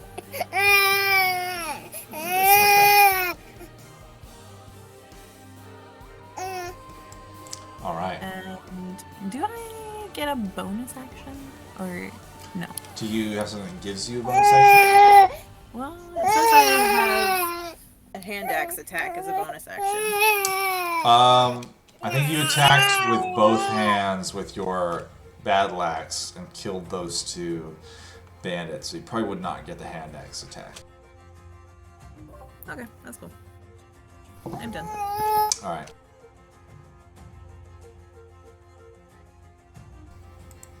Alright.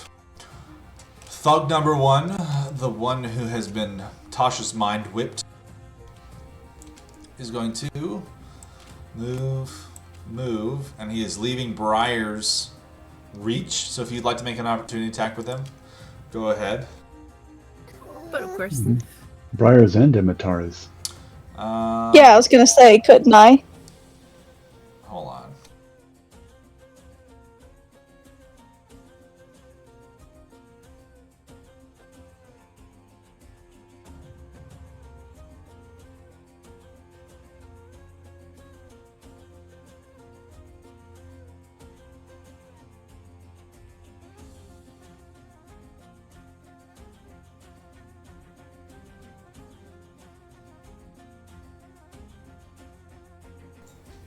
I think it specifies a melee weapon attack.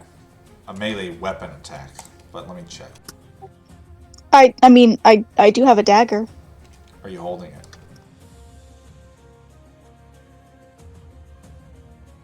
Okay, I guess reasonably not, but can I punch him?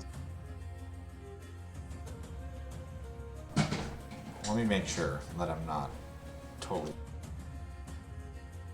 I normally always have the dagger equipped, but being realistic, having come from the tavern and being drunk, I would say that Okay, so you can punch him. Already. Go for it. It says it is just a melee attack, so you can punch.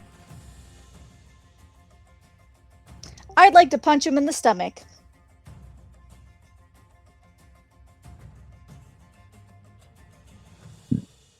That's a disadvantage, huh? It sure is. Go ahead and roll for it.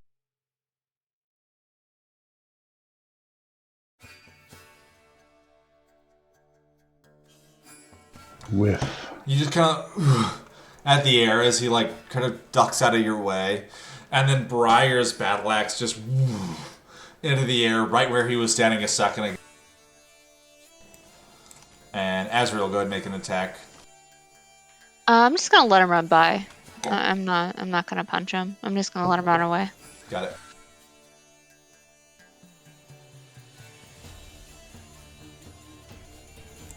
That's as far as he can get. Next one, 5. He's going to run around you, Azrael, if you want to make an opportunity attack against that one. I'm gonna let them all run away because she doesn't think that they're evil. They're just opportunists. So. All right, the other one is leaving your reach, Javid. I do not have a melee weapon. You do not need. I clarified. It is just a melee attack. Oh. No, I'm going to let him go.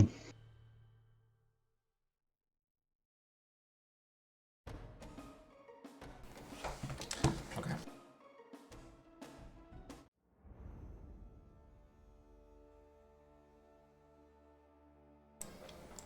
All right. Can I shout after them?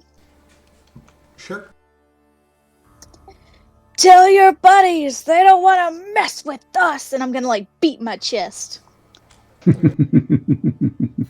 Okay, so are we like out of initiative? So if you guys aren't chasing them, then yes, we are out of initiative.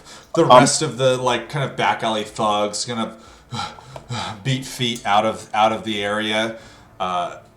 Snow and Keth, you guys round a corner. Keth has got a keg thrown over his shoulder, and as you guys do, these like two kind of burly guys, like blood kind of across their chests. They look like they've been messed up a little bit. Kind of out of the way. And they like kind of dodge around you and run down the alley. And you're just, what was that? I'm gonna pop the cork. I'm gonna pop the cork on the healing draught, and I'm gonna give it to the leader and bring him back. Because technically he would have dropped unconscious, right? No, he probably would have killed him, right? Technically, he's dead.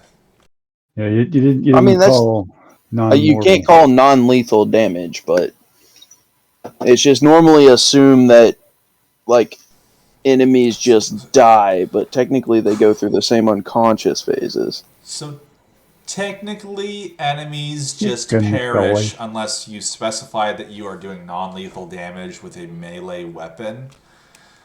But sure, if you want to bring him back, you can spend a healing draft to do it. Yeah, that's what I want to do. I want to use my healing draft and bring him back. You kind of roll him over and like shove it down his throat, and he looks up at you. And as soon as he takes a breath, I'm going to grab him by the throat and then slam him at the base of the cart that he's sitting right next to. And like sitting up looking at me, and I'm going to squat in front of him. He's just kind of like leaning up against it, looking at you. He's still got like healing draft flowing down out of his mouth. He looks nervously at you and the rest of your party. I'll come up next to Onyx and say, "Don't kill him, Onyx. We can use him back in the lab." I'm just holding one finger up, and I'm just going to look at him and be like, "You realize I killed you, right?"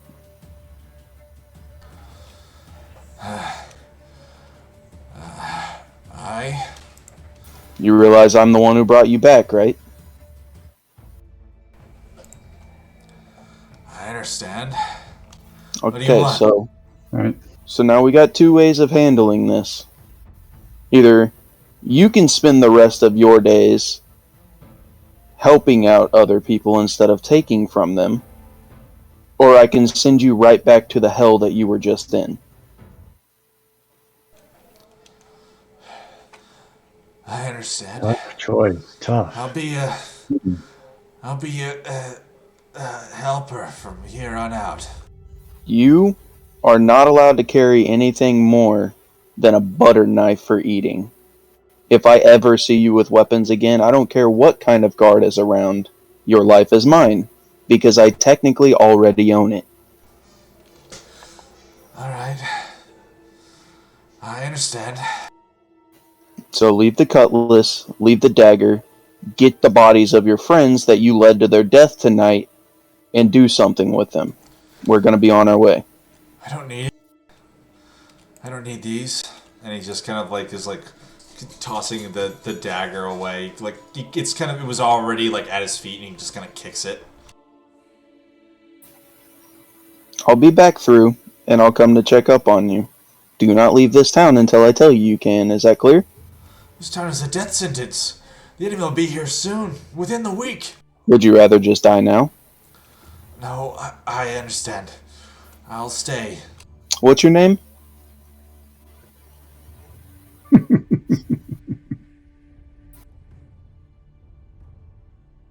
Jim Bob. No, hold on. Kevin.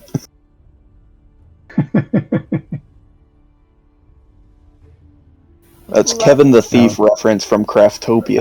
Alistair I would love Clarence for it to be Winchester III. The name's Heim. Heim, got it. None of your buddies better be. You better set your buddies on the straight and narrow, or we'll be back through. I understand. I'll make sure you can come find us anytime. All right, go and get now.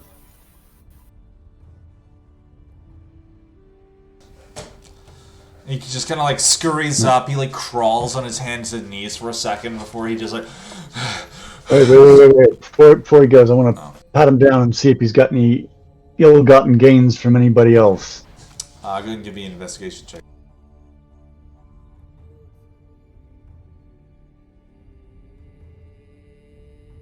Pooh.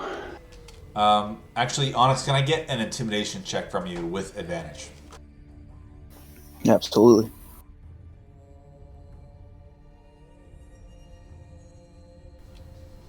Alright. Javid, you kind of pat him down a little bit, but he doesn't really have anything on him already. You get the impression that this is the first, like, attempted mugging he's tried to pull off this night. He's got, like, I don't know, maybe 5 gold pieces on him. That's about it. But he tosses the dagger, drops the cutlass on the ground, and just, like, runs down the alley, turns left, and just disappears. As he's running by the bodies of his friend, I was like, whoa. Take your friends. Yep. Oh no, he runs the complete opposite direction. Those guys are just lying there in the alley. I'm going to look around, and you said most of these buildings and these alleyways are boarded shut, right? Yeah, most of them. Oh, yeah. I'm going to stash the bodies in an abandoned building. That's happening. Unless anybody's trying to stop me or has a better idea, I'm stashing bodies in an abandoned building. Go ahead and give me a strength check. Hmm? And if anyone's helping you, you can do it with advantage. I'll help. I'll grab the legs. And much more breading. Shake. Fry. Just gonna come around the corner with, a keg or two and be like, what the fuck? Melt it. Boom. Carne asada. Sour cream. All right. Jalapeno. So you begin to kind of I have drag... questions. Go ahead, Dimitar. Oh, it's not. What's that? It's whatever the hell Sadowitz is listening to. Sour cream. Lumpias. Sorry, somebody's sending me a video. So, Onyx, you and Javid kind of start... You just kind of pry one of the doors open, and you just start tossing these bodies within it. There's only 4 of them, so... Now we're going to stack them nicely. No, sure. Not just tossing them. A respectful pile of bodies. The 2 of you just kind of leave them there, and shut the door after you're done. You guys are standing in the alleyway where you just got almost mugged. Keth and Snow kind of coming up behind. Keth is like, what happened here? Just a little, late night exercise before we go to sleep. Ready to go to the boat? Right. Is anybody hurt? Oh, I'm good. Top anybody up who's, We're about to sleep anyway. It'll be fine. Can I go in the building that they just dropped all the bodies in after they left? And I would just like to try to cast Toll the Dead on the dead bodies to see if the necrosis will decay them faster and like make them unrecognizable. Do I see her running off to play with dead bodies? Probably. There's not a lot going on in this alley. You see her kind of, as Onyx and Javid finish piling the bodies, you kind of see her come up behind the door and go in there to whatever she's about to do. I want to follow her and be like, hey, Demetari! Hey! Yeah. Is this the thing you're talking about? You're not gonna, like, do some nasty stuff, are you? Like... I mean, if you're interested, you can watch, but I figured it might be helpful if... Ew! Bye!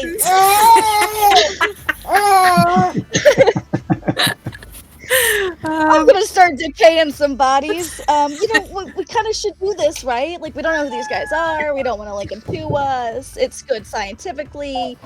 I don't judge you as I gesture towards her grody arms, elbow length up. Wow. Fair points. She said you dirty.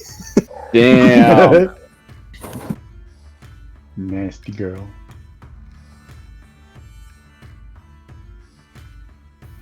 So does it work? So you're casting... What are you casting?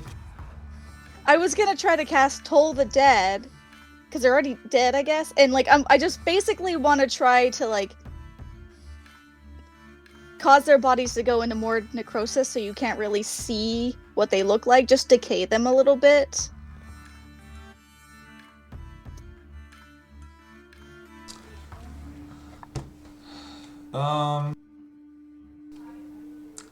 Good making a medicine check.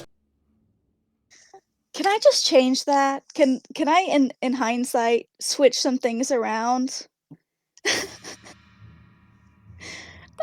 Oh, I have to do it with disadvantage. This is going to be great.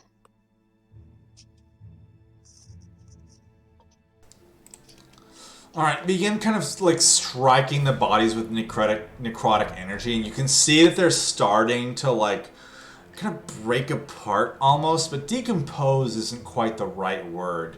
You're more mangling them, is what I would describe it as.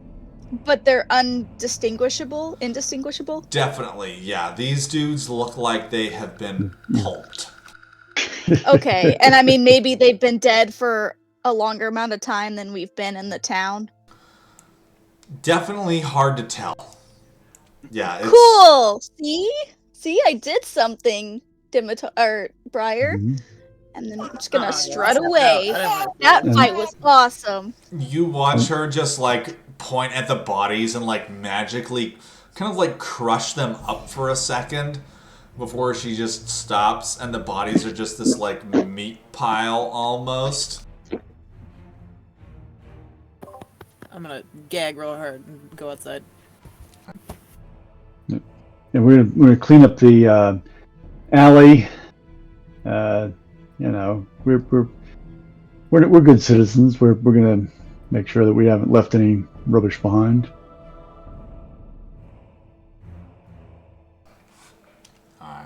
They dropped a few swords and a couple other kind of relevant items, but they didn't have any wealth on them. You know, they might have had 10 silver pieces between all of them. Can you tell me homie's name again?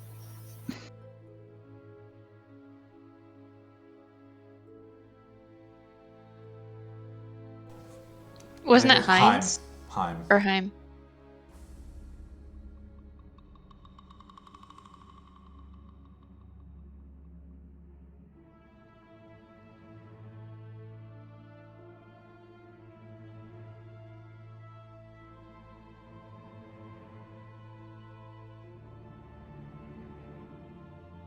That was fun and all, but I'm getting pretty tired. All right. So you guys heading back to your ship? Yeah, we'll Yep. continue on to the ship. Okay. You can return to your ship. It's late in the evening, probably 9, 10 o'clock. Snow! Traps! Where's the traps? You trapped it, right? What did you trap? I can't remember. Who trapped what? Okay. I thought it was just the morning stuff that was trapped, not the like. I had locked the lower decks, He but I trapped didn't think he trapped the access to the lower deck, I'm pretty sure. So we I gotta thought it go was just down the to... morning. Okay. What? I Morning. thought it was just the morning, but okay. No, he put a trap on the what do you call it? Entrance to the lower decks. Oh, did I? Yeah. I mean, you did, right? What? You Sounds did like a something fire... I would do. Crying out loud. Okay. Pardon me. I mean, here, let me check. Come on. And I'm going Pardon me. to Can I find the grab him and kind of point him toward the entranceway, whatever you call it, the hatchway. Say, come on, undo your thing, because you rigged it. I saw you rig something. Okay. Can I get sleight of hand check from Snow? And if anyone's helping him, you can do it with advantage. Wouldn't it just be a straight roll if I'm drunk? Yeah, that's Yeah. the same. Like, could I So just if like someone look for the helps, trap? if someone helps you, then it will be a straight roll. Yeah, I'm trying to get Snow to focus. Look, dude. I'm just gonna like pat him away. Fuck off! I got this. Meanwhile, I've got a keg of ale under one arm. Leave me alone. I'll hold the keg for you. Ow! Yeah, I bought this. you'll get it back. Come on, focus. Got 21 on sleight of hand. All right. Somehow, drunker than you were earlier, you easily disassemble the trap that you have laid for yourself. It's not even close. You can pull it open, and the rest of you have access to the ship. So, Fucking told you guys. And I just roll down the stairs. Clump, clump, clump, clump, Keth clump. kind of follows down behind you. Unless there's anything else you guys would like to do this evening, I think this is a good spot during a long rest for us to call the session. Agreed. That was Yep. a good one. It really was. That was super fun. Oh yeah, Oh, Dementari. great For role inspiration. play, everybody. Yeah, I agree, Demetari. Yeah, Demetari, 100%. All right. Hope you guys had fun, and I will see you next Sunday. Creepy, Yeah. but good. Yeah. No, that's great. This is awesome. Coming back level 6? We'll see.